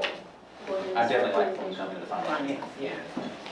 That would almost be part of training. Do you have a set date for the training? No, we had talked about doing electronic Yeah. training and doing, We'll be giving them a board packet, and then, I found a Moodle. oh, okay, a Moodle, and then, as Ronnie just said, that's a great suggestion, inviting them to some key committee meetings before they come to the first board meeting. The Moodle that I did find is through the office, or I found it through the Office of Charter Schools, but it's North Carolina Education Governance Moodle. But it's on governance training for charter school boards. It may be just as, if we can get everyone together, or to have a meeting with you, an initial, so the training doesn't have to be like some big everybody, they might have, an easier time kind of digesting nuggets of things in various meetings, so. So any suggestions from any of our current board on any information you felt like would be helpful based on your experience that we maybe have not covered as much? I think going to the committee meetings, we probably never had a board member Give them do all that. copies of the bylaws, and Give then it, give them a that would be in test. the, give a test. That would be in the board packet, that is true. Required reading. Open meeting laws would be a good idea too. Mhm. That's all in that Is that- Moodle. Moodle, yeah. I kind of like the idea maybe of a Jimmy Wiki, where you go in a wiki, where you go and search all that knowledge. that He's taking with She's him. already smarter than me. So, If they could, I think it would be good for them to go either to the North Carolina Association for Public Charter School Conference or the national one. Personally, I found a lot of benefit from that early on, it's just getting outside of what we do here to kind of open our eyes to larger There was one in ecosystem. Wilson that I went to early on, it was very good. That was probably the North Carolina one, Was it? I suspect, so I don't know what the time it And is. we're welcome to invite them to any of the ready to open sessions for those schools that are getting ready to open. A lot of what they go through is basic board information 101. So there's like a special education session, there's a finance session. So we can share with them all of those meetings and they're welcome to sign up. I know that when Mr. Taylor came on, he joined us for one of the finance discussions. I do not remember if we did this at a prior board meeting, but according to the bylaws for the board members who are currently up and serving annual terms at this point, I know we discussed it at the meeting, but did we actually vote on the renewals at that meeting? If not, we need to do so by the end No, of June. we did not. To do our June meeting. We can do it, yeah. Oh, because Jimmy, we talked, I thought there was, when we should do things, I thought there was a sequence No, of that's- stuff. that's the- Yeah. that's the Renewals annual for budget. terms are based, I mean, you could have done it at the same time with the new board members. It's the offices that are. Oh, the officers, so that the new board members So, have a chance. right, Officers so will be I would in July. recommend, taking a look at the way it's worded, because then outgoing board elects the incoming board, but then the incoming board elects its own officers. Right. I think it's correct that it would be at the, I think it would be the new. Well, that would be for officers, Yeah, for officers would be in July. but continuing terms, you would have to do before July Right, 1st. on July Which, 1st. I mean, I think theoretically, you should pretty much do it when you, at the same time you do the new members. Because next year you may not have new members, but you'll still take the vote at the May meeting. Well, right now, the renewing members are Rodney Dunn, Paul Worley, Don Dixon, and myself. Nicole Glover's term ends in 2021, and Robbie Taylor's ends in 2021. We just need to vote on those in June. And, Yeah, we can. Or now. because we don't have to vote on Nicole and Robbie, right? Because you're continuing, okay. Well, I entertain a motion if somebody wants to vote on I'll move to continue the terms as appropriate, I guess, as mentioned by the committee chair. Second. Any discussion? All in favor? Aye. Opposed? Okay, so we vote on officers July. Yeah.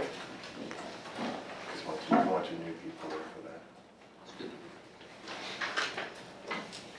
That's all for me. Okay, thank you again. Old business? So I have in your packet an update to the extra duty pay with a recommendation for including team coaches for competitive teams. It's titled NCS Compensation Plan Details Item 3 Extra Duty Pay. This would be an amendment to the one that was approved by the board last year. Looking at the 2019-20 proposed extra duty pay schedule, and looking at comparable rates that are given in other schools similar to our size. We would still be underfunding. But I am recommending that we fund at $500 per coach per season, and including in those coaches, that would be robotics, as well as athletics, including band, science fair, anything where the students are actively preparing for and participating in competitions. I did give myself a limit of 30 positions for the 19-20 school year as a max caps for budgetary purposes, so we can know from fall, winter, spring, and the various things that we shouldn't go over that. If I feel like we're at a point where we need to go over 30 with a new competitive club that comes about, then I would have to bring it to finance committee and board for That's approval. specifically with regard to the coaches. Yes, Okay. is that assistant head coach? No, head coaches only. Oh, head coaches. Head coaches only. Since it's our first time dipping our toe into the water, we want to do it in a sustainable way. Think you'll have 30 head coaches? Well, when you start adding in multiple seasons, I got up to 28 really fast. So I know at least one guy who's 4. He's the head coach of 4. Well, yeah, depending on the season. We have several that are 3, Yeah. because we do fall sport, a winter sport, and a spring Probably sport. at least 3. And then teams like robotics are multi-season sports because they carry into 2 semesters. Okay. So what are the other categories? Is that? Those are maintaining Oh. what we did from last year, keeping beginning teacher mentors at $500 per semester, and the faculty leader positions, keeping them at 1,000, we did cap that at 6 this year. What was the plan for plus for those 16 people? So it's actually only 6 staff members that were getting, or no, was it more than 6? It was 8, and there were 16 stipends. What we decided to do is to take the term plus off of faculty leaders, so that gives us the flexibility of defining new roles aligned with the strategic plan for faculty leaders that may or may not be directly aligned to plus. That would be a better use of those resources. So we would bring any of those job descriptions for approval before signing any extra duty. So they are not necessarily rolling over and they continue on. Correct, and we did let them know that everything is an annual basis and that it would be reshaping with the strategic plan and talking with SIP and so forth and so on. So we determined that there are faculty leaders that are needed to do work above and beyond what would be part of the normal SIP process. We wanted to preserve those funds for that support, and acknowledging that extra time and effort and work towards excellence. So you're saying is category F, the athletic, that's an annual? Yes, the middle school, high school athletic director, it's currently a single position. We're still proposing that it be a single position at this time. There's nothing that has warranted a change in that. So that would be maintaining what we have done for the last several years for that extra duty position. Finance committee. Thumbs up on this.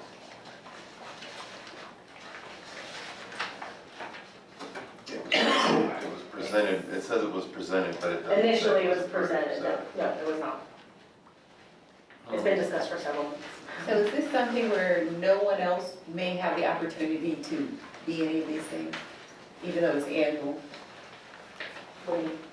Like a teacher who wants to be the robotics head coach? I mean, is it like an automatic, like they would never have the chance to maybe compete to be the robotics head coach, or I'm just using that as an example?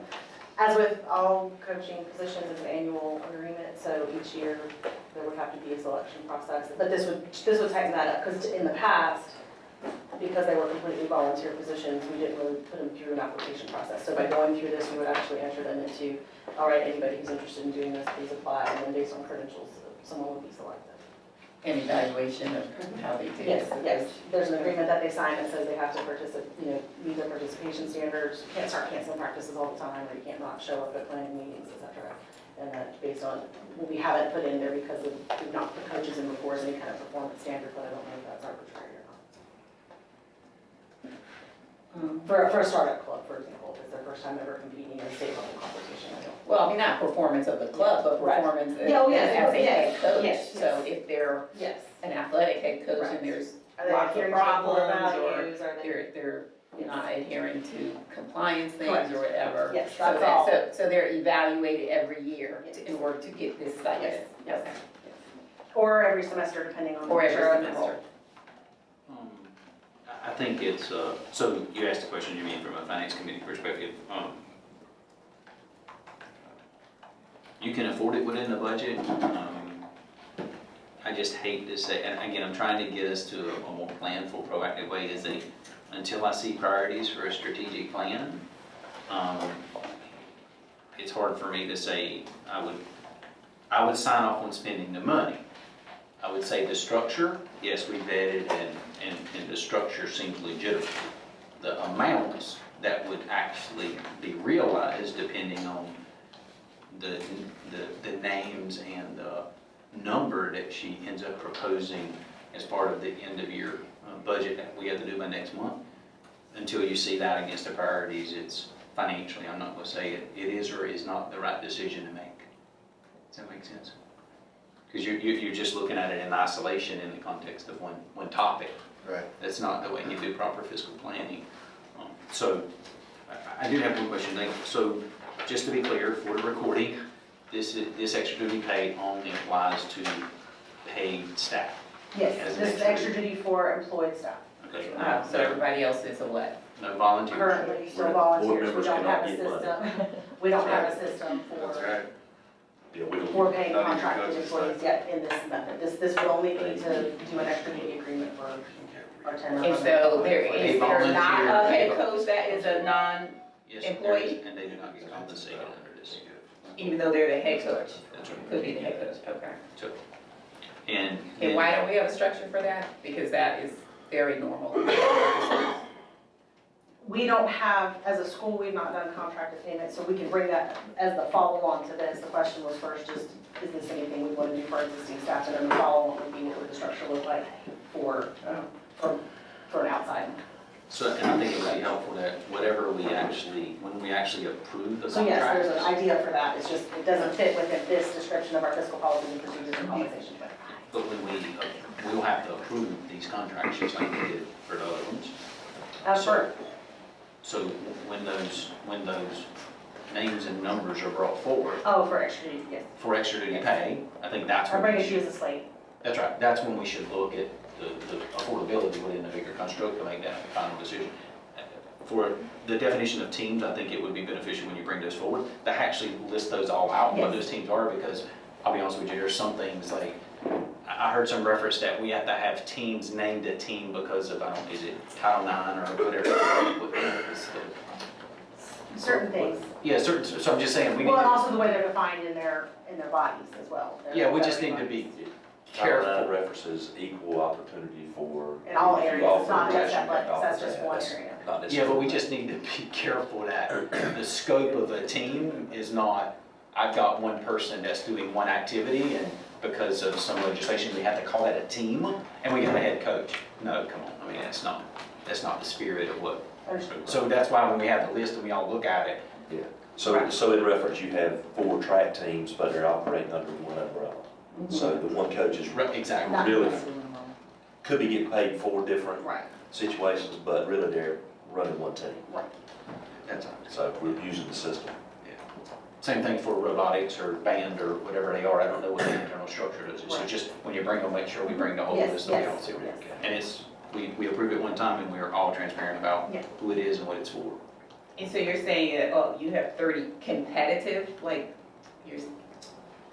every team competes within a, So you have 3 different robotics teams. Within band, we have several students that compete, that would be considered one. Within the science. Several students or the whole band? Several students, like, the whole band can't compete just yet because we're missing a couple of instruments, but that'll come up later. Okay. So is that a competitive team? I mean, the band is, well, Well, we can talk to them when I. That's why I'm, oh, that's what I'm saying, I don't know, I just want, that's why I asked, that's because why. if you don't get down to that level, then you're gonna have somebody who wants $500 That's because they started, Right. they started something and they That's right. say, you know, I Right. compete, like Right. the math club or whatever. Well, and everything always has to be pre-approved, someone, you know, so. And look, just for full transparency, we've had a lot of discussions about this. The reason it is only for staff, because the previous model that was put in place was way too expensive and we could not afford it Oh. over a 2-year period. So we just said, first and foremost, paid staff that are doing the extra duty pay on behalf of the institution. The discussions where we felt like they were warranted for some degree at a time. And it was beyond just athletics, because that's only been a discussion of past. And that's not fair, equitable across the board. Or aligned to our mission and strategic People's, plan. right. Well, I just don't want to turn in like the driver's ed person Oh. at a school who makes a lot of money and they're all, like, no one can crack those people who get that special assignment. Yep. And so that's a Understand. lot of problems at schools when, you know, basically you gotta wait for the person to leave for somebody else. And that's a pretty juicy paycheck, be the driver. And this is also very clear, because there were, Huh? Yeah, but you would, can't even imagine the line of people who want to. and there was a lot of issues with non-staff getting compensated and money. Just said, this is the cleanest approach for now. If we want to do a revision to later, but going into next year, this will be the approach that she has recommended we take. Okay, so do we need to just approve the We would have to. approve framework this. of the We would have approach to- and then do the. At this time, what I'm asking is the sort of the salary, the rate for the extra duty pay that's been scheduled. Then at a later time, as per all of our agreements with extra duty pay, I'd bring you a slate for the individuals and total head count before any final agreements were approved. Okay. One question I did have, because you just mentioned this, and that's why I thought about it. In the previous pay structure, because this says middle school and high school athletic director, and there's an amount, didn't we approve something that said in the event that you did two, it was a two-tier pay It structure? would be the D&E structure, that the 5 would be for the middle school athletic director and the 8 would be for the high school athletic Is that in director. there The 8 are somewhere? separate. It's not because we do it annually, so it just depends on where we are. We should probably just document that. Okay. Some, just so that, because I can just never remember what Yeah, we yeah. decided. Oh, so- okay, so one's for one, one's for the other, and the third one's for both. Correct. No, Gotcha. we had decided, we had that discussion, we decided that in the event it was In the one event person, that- it was 10, if it Right, was 2 gotcha. people, there was I an gotcha. allocation of 12, which would be distributed amongst 2 The people. 2. And so is the faculty leader only working on academic duties? So the faculty leader, we held it in reserve because of the strategic plan development to identify wherever we would need a faculty leader to, or an extra duty to give something like that. We're So she said envisioning, she'd have to bring that to us. yeah, we're envisioning that those would be teacher leaders, they could potentially come out of a different work area. There's not that many people on staff who aren't teachers, so. But it was a carryover from what we did with the plus team, but knowing that we're gonna reinvent the plus team and charge out some of those duties differently, but calling it specifically a plus faculty leader was too limiting for us. Okay. I make a motion to approve the extra duty pay structure contingent on the update of the athletic director point being clear. Any further discussion? All in favor? Aye. Opposed? Motion passed. All right, and then new business? Oh, New business. can I say one thing? We really weren't discussing this, but just for the recording and for record that, when it comes to compensation of people associated with Moose Charter School, that no organization is to be compensating people other than approval by the board of directors. I don't know if we want to make that a policy, I don't know. I think you would need to make that a policy. So Is that a board development or what? And when you say no other organization, you would be. Booster Club does not need to be paying people on this campus for activities associated with what we do here. So we need to have a policy and that needs to be discussed in another, because that can mean more than what he just said as far as. Yeah, depending on how. Yeah, because I mean, and I'm just trying to be preventative, because what happens when somebody says, you know what, I'm doing extra club, whatever, I'm gonna go set up a 501(c), and under that umbrella, I can fundraise and then I can pay people. I mean, that's what happens. So if a So if the Coach board wants to wants it. control the booster club, they need to cut the booster club out, right? If that's what they do, because they operate as a 501(c). If we're gonna tell them how they're gonna operate, then we need to cut it out. And that's We what need a to lot put of schools somebody- do, right. if they run it just through the school for the control. So you can take that approach if you want to, that's what you're doing, that's what you need to do, right? There's all kinds of. You can't just say, I'm gonna control this little point, but I'm not gonna control this, right? You don't pick and choose. So as a board, you need to make that decision. Does that go through in closed personnel, session. or does that come through? The last three schools, Kwame, that they don't have, they got rid of the booster, everything runs through the principal. So I think that the discussions that we Well, like have. she said, our presenter, that it goes through the school. They had Well, PTO. well, I don't agree with it. You don't let them be a separate. No, this is still a club with That's right. parents and so forth, officers, whatever. But it's not a All the separate money runs, 501(c)(3). yeah, all the money Where's runs the through role? the school. So, look, I've been very open about this. Everybody's fine until people think they don't have the decisions on where money gets spent. Every institution, this is a key. Because what she was saying, when she said like PTO and they have line items and they make decisions of where money goes, I don't support that. I mean, because that's just perpetuating the problem all over That's basically what the again, right? booster club does. Yeah, so that's what we're saying. What she's saying, what I heard her say is that the money that the PTO is given, that they can decide as a PTO where they are going to put their money. That makes sense. And that's how the booster club works at most schools. You can do these fundraisers, football gets this much, volleyball gets this much, blah, blah, blah, blah, and the school decides that everything runs through the school. Because if all those volunteers up and leave, and the next day, stuff has to be paid for, the schools can still manage that. So what we're proposing next year for fiscal planning, so I'm speaking out of the finance committee box for a second. What Susan and I talked about was sitting down with the Booster Club board specifically, as well as the other clubs. This goes back to what I'm asking for. What do the programs need to run? And then what we say is operationally, how much money will we allocate to all these programs? Remember, we had an athletic budget, it was $58,000, all the teams needed to raise was $6,000 the whole year to balance the budget. Then what we say is based on the assessment of the program, there's a needs versus a wants. And in the wants category, for things that we can operationally afford, if the Booster Club wants to go have some fundraisers to boost the program, as Susan likes to say, targeted towards 2 to 3 expenditures that they prioritize, that's the way it should operate. The money should go towards those priorities that have been set, not, oh, just because I can raise money, I can go spend it on whatever I want to. Because I'm gonna be honest, that's what caused the problem. People thought if Booster Club could go raise money and they're on their 501(c), then they could go lobby those people to raise more money so they could pay coaches more. And they create all But that. that's the basic dynamic of this entire school. I wanna do something and I'll go get my little crew and we're gonna raise money and we're gonna do it. That's why I said, this is a huge culture shift if you're gonna start moving to that. Because that's what they're used to doing.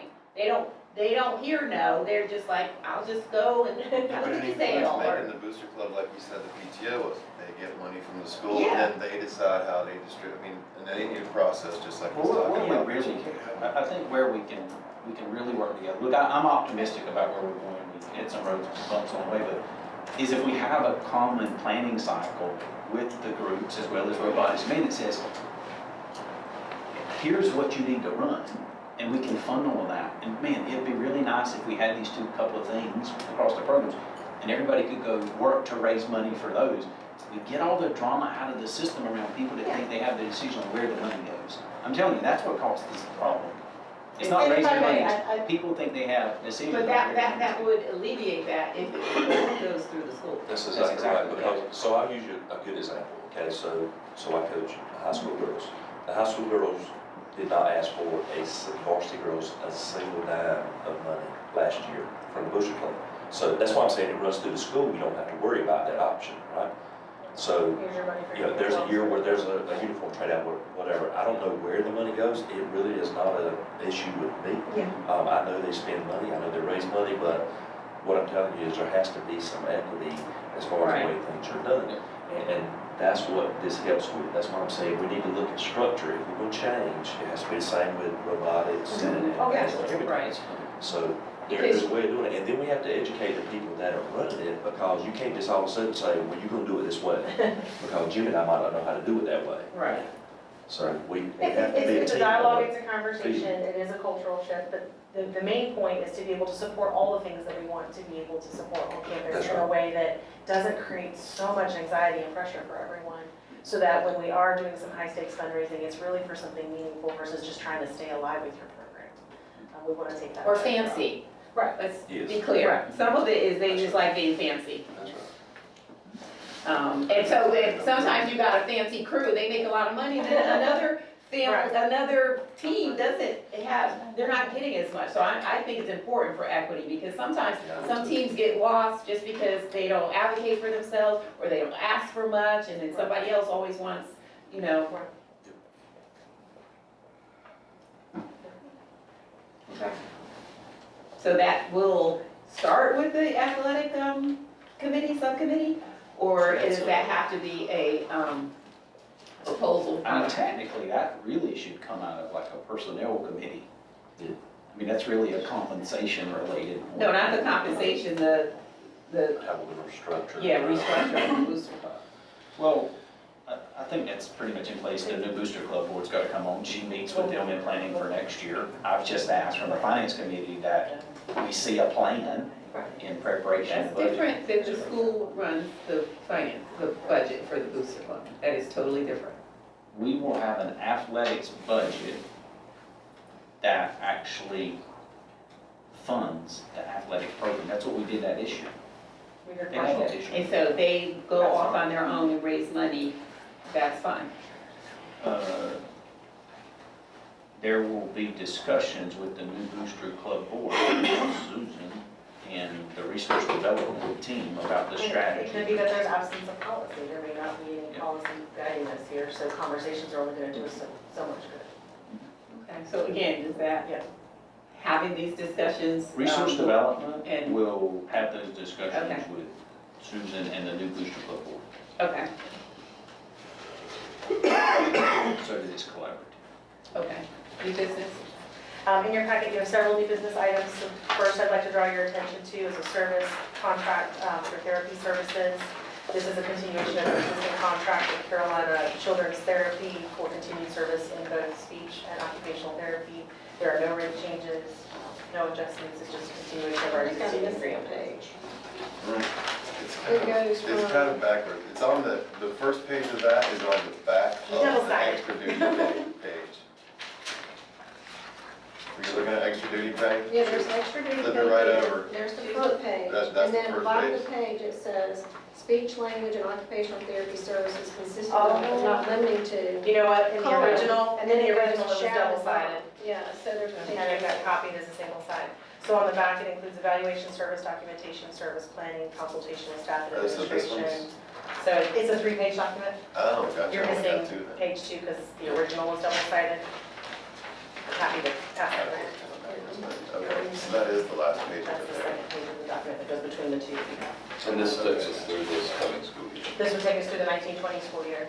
Okay. I got you. The occupational therapy services are provided as a sub under the existing contract. But that's how we've done So it. everything's been good. I was gonna say, let's see what the age. Send out that. These got the- Oh, good gracious. Yeah. Okay. Yes, do you wanna do all of them at once, or do you wanna do them individually? I have two service contracts, if you want to do both. Okay. The second service contract is with Envision Services, it's a provider that we picked up this year to support a student. I'm gonna need to take all your packets back and redact them, and talk to the parent. But it's to provide services for a student as per their IEP, and we've been very well pleased with their flexibility and ability to charge us an hourly rate versus any kind of a rate.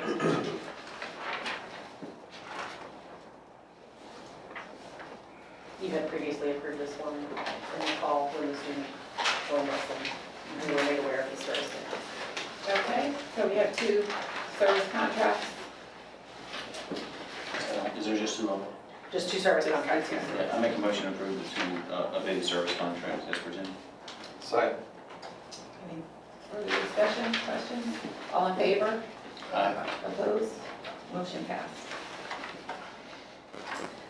Next in your packet, you will see two separate field trip requests for the coming school year. They're coming to you because they are overnight requests. Mrs. Pulliam? Second page, is this thing again? Yes. Okay, so here's the second page for the second field trip.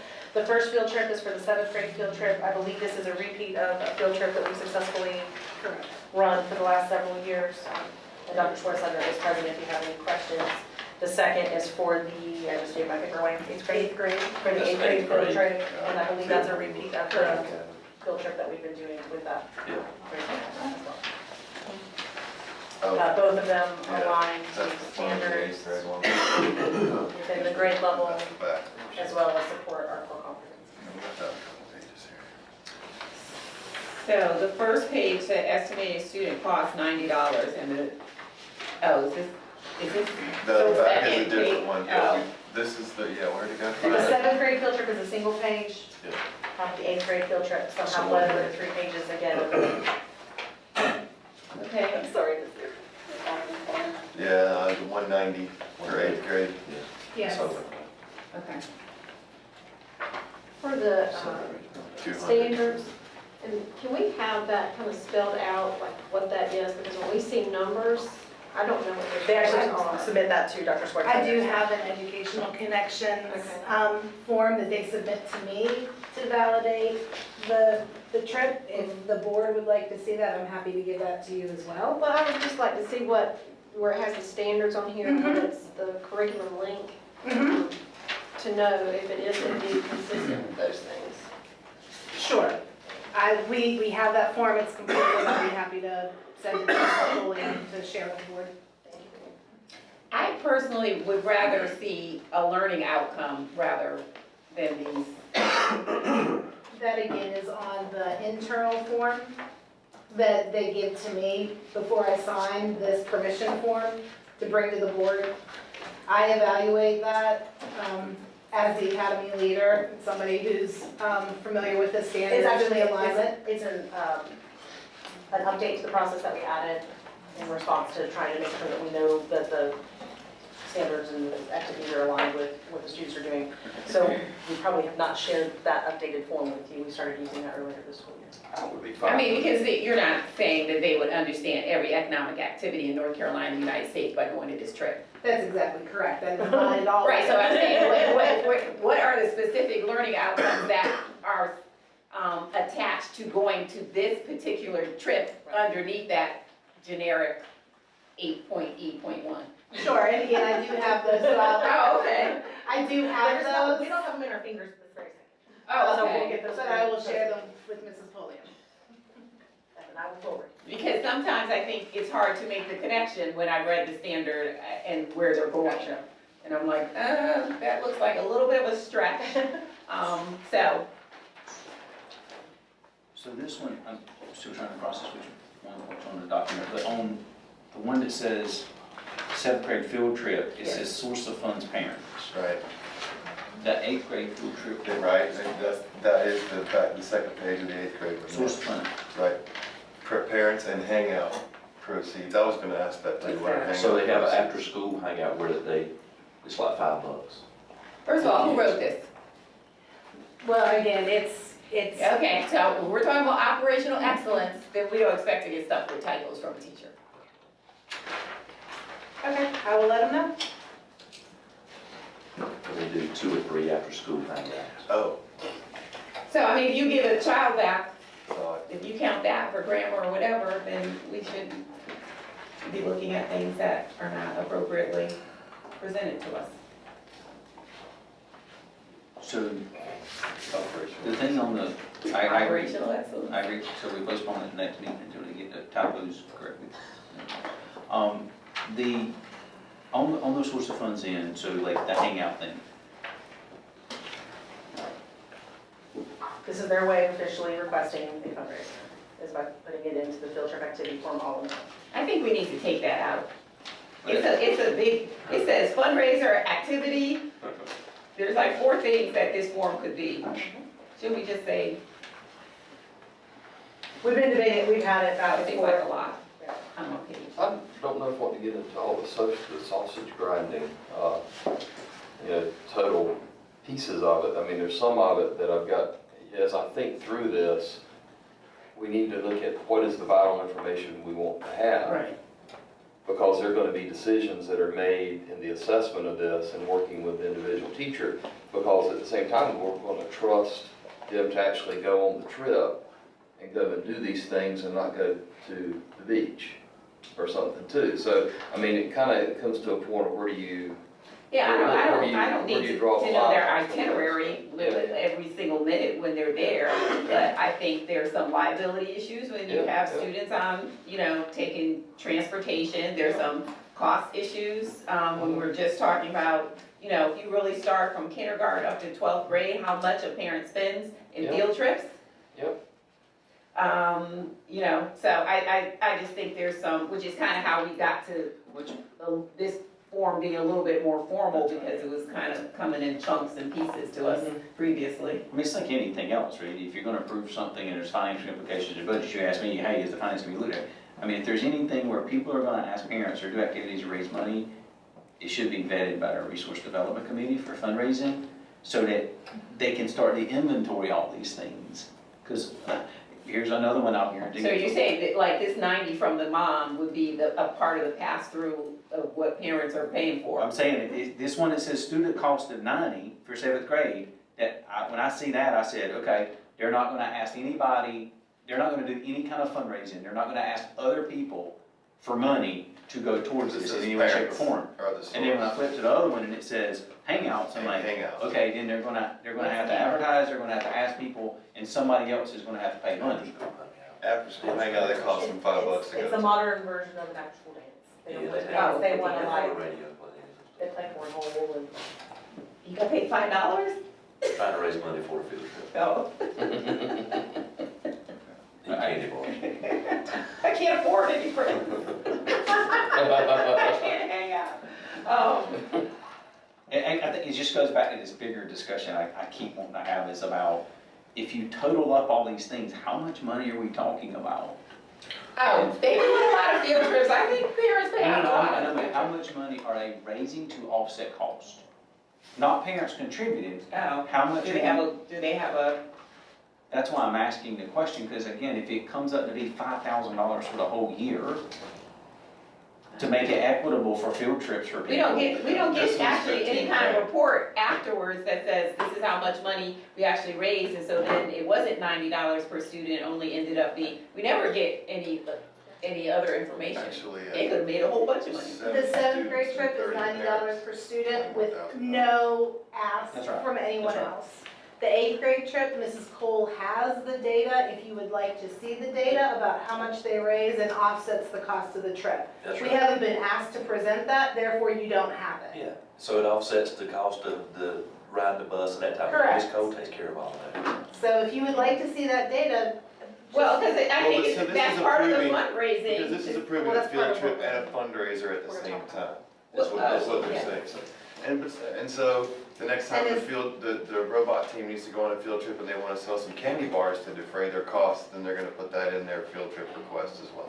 So we need to, we'll go back under resource development and look at the guidelines that need to be given for people for each scenario. If you'll recall, part of what you asked for from us was what were the costs of doing things. This is part of that conversation we're continuing to have as we prepare for the board meeting. That's next on the list for meeting with my staff and to start to dig through. So those are going to be on that radar. So you'll have more information from us about that, but you will not be seeing it today because nothing's changed. Another distinction that needs to be considered too is in processes and procedures, is a distinction in a grade level raising money to go on a field trip versus a club.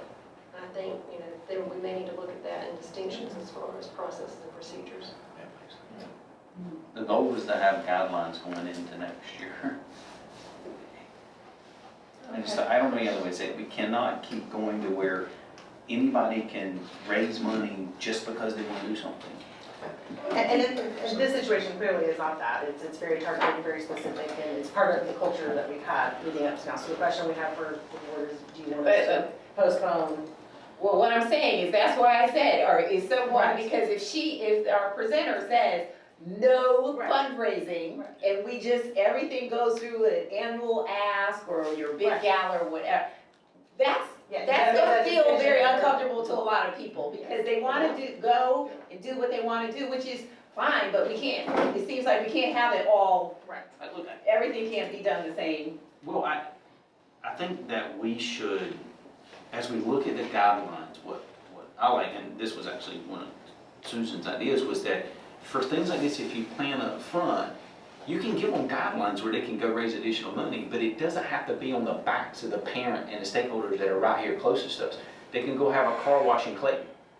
They can But they're go- gonna follow the same procedure that she says. You go first to your core group, which are gonna be the kids going on the trip. Unless you're giving guidelines, And their parents. well, unless you're giving guidelines that say you can't. You can't ask your mom? No, there's a difference between saying parents. Yeah. Hey, include that. They know, because we say I'm ask just your saying, parents. if it says parents pay, Yeah. that's different than saying, I'm gonna host a fundraiser and I'm gonna go ask other parents to buy something or participate in something for which there's money. It's different. I mean, It is different. Dr. Schwartz, So, we were asked to ensure that the board had these at least 2 months in advance. These are far beyond that. So we're operating within the guidelines that we currently have in place because they are putting these out there to the board now. So my question as their academy leader is, are these field trips approved or not? Not yet. No, not yet. Okay. So, can we talk this, how can we get to a point where we're just giving all the ones for next year? Can we just like blanket approve all field trips for the following year? Say that again. What I'm saying is, why We're are we working through getting two? Why are we not getting all the ones for next year? these two got an early jump start and they're ready, so we didn't want to And hold I them. And think- they can let their parents know ahead of time that it's been approved and start saving the dates. The more time they have, the more. No, I got it. But in the future, we're absolutely happy to come up with more of a single stop. This will be the field trip approval meeting where we bring you all of any of the overnights and.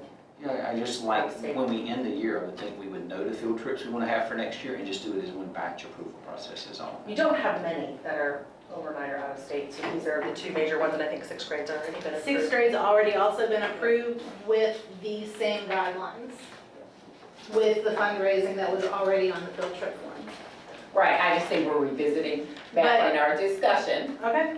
that's, given our focus on the fundraising, that I think we just want to revisit. Does that going mean forward. that I should tell sixth grade that they are also on hold?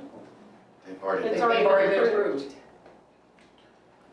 We'll talk about that in the guidelines part of the resource development and try to work with the people instead of just instituting blanket policy right here today, but I'm gonna keep bringing it up until we address it.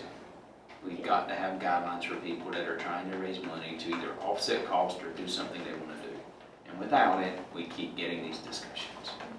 Well, I think then we would need to expedite getting the guidelines in place so that people are not, working off a couple different, procedures. And then roll that out to the stakeholders so everyone So, knows. so here's the deal. So I'll make a motion, we approve the seventh grade field trip that did not need fundraising to offset costs. We postponed the other one to next month when the guidelines are.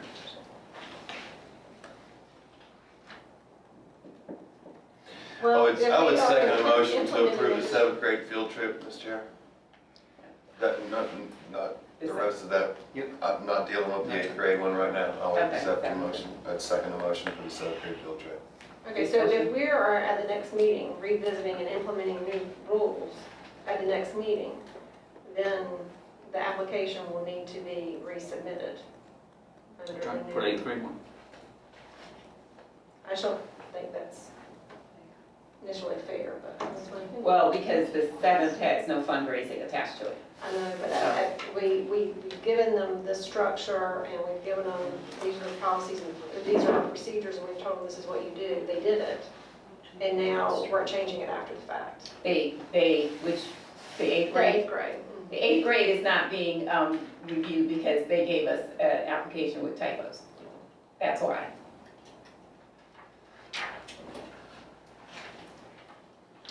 Motion second. Yes, any further Yeah, discussion? it's been seconded. All in favor? Aye. Opposed? Motion carried. Okay, ooh, 8:15, we have to go. It's closed session. Oh, man, you want to talk about the dress No. code at 8:15? Sent it for review. Man. As per some continuous improvement efforts, working with our Student Government Association, our school improvement team, and our faculty at large, and just hearing from students and parents in general, what is presented before you is a proposed adjustment to the dress code for the 1920 school year. We ask that you sit on it, review it, and provide any feedback, and potentially take it up for consideration at your next meeting. Could you, maybe this is, I'd like to see what the old one looks like Sure. compared to the new one. Absolutely. I mean, I guess I could look it up in the No. manual or something. But that would, I mean, that would help me know where, you know, what's different, because a lot of the stuff seems.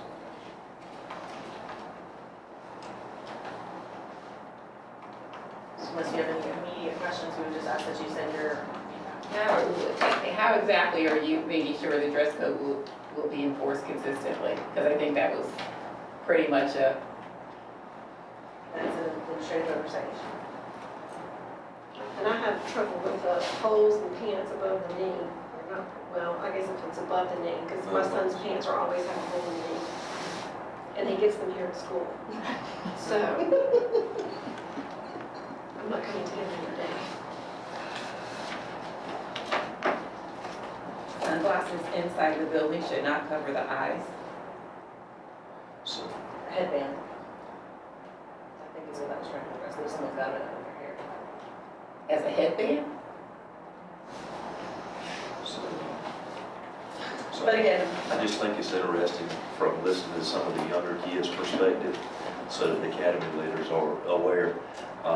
You have younger kids that are like in elementary schools, that this year would tell me, Coach Robbie, I'm scared of that person right there because of some of the ways they were looking and dressed.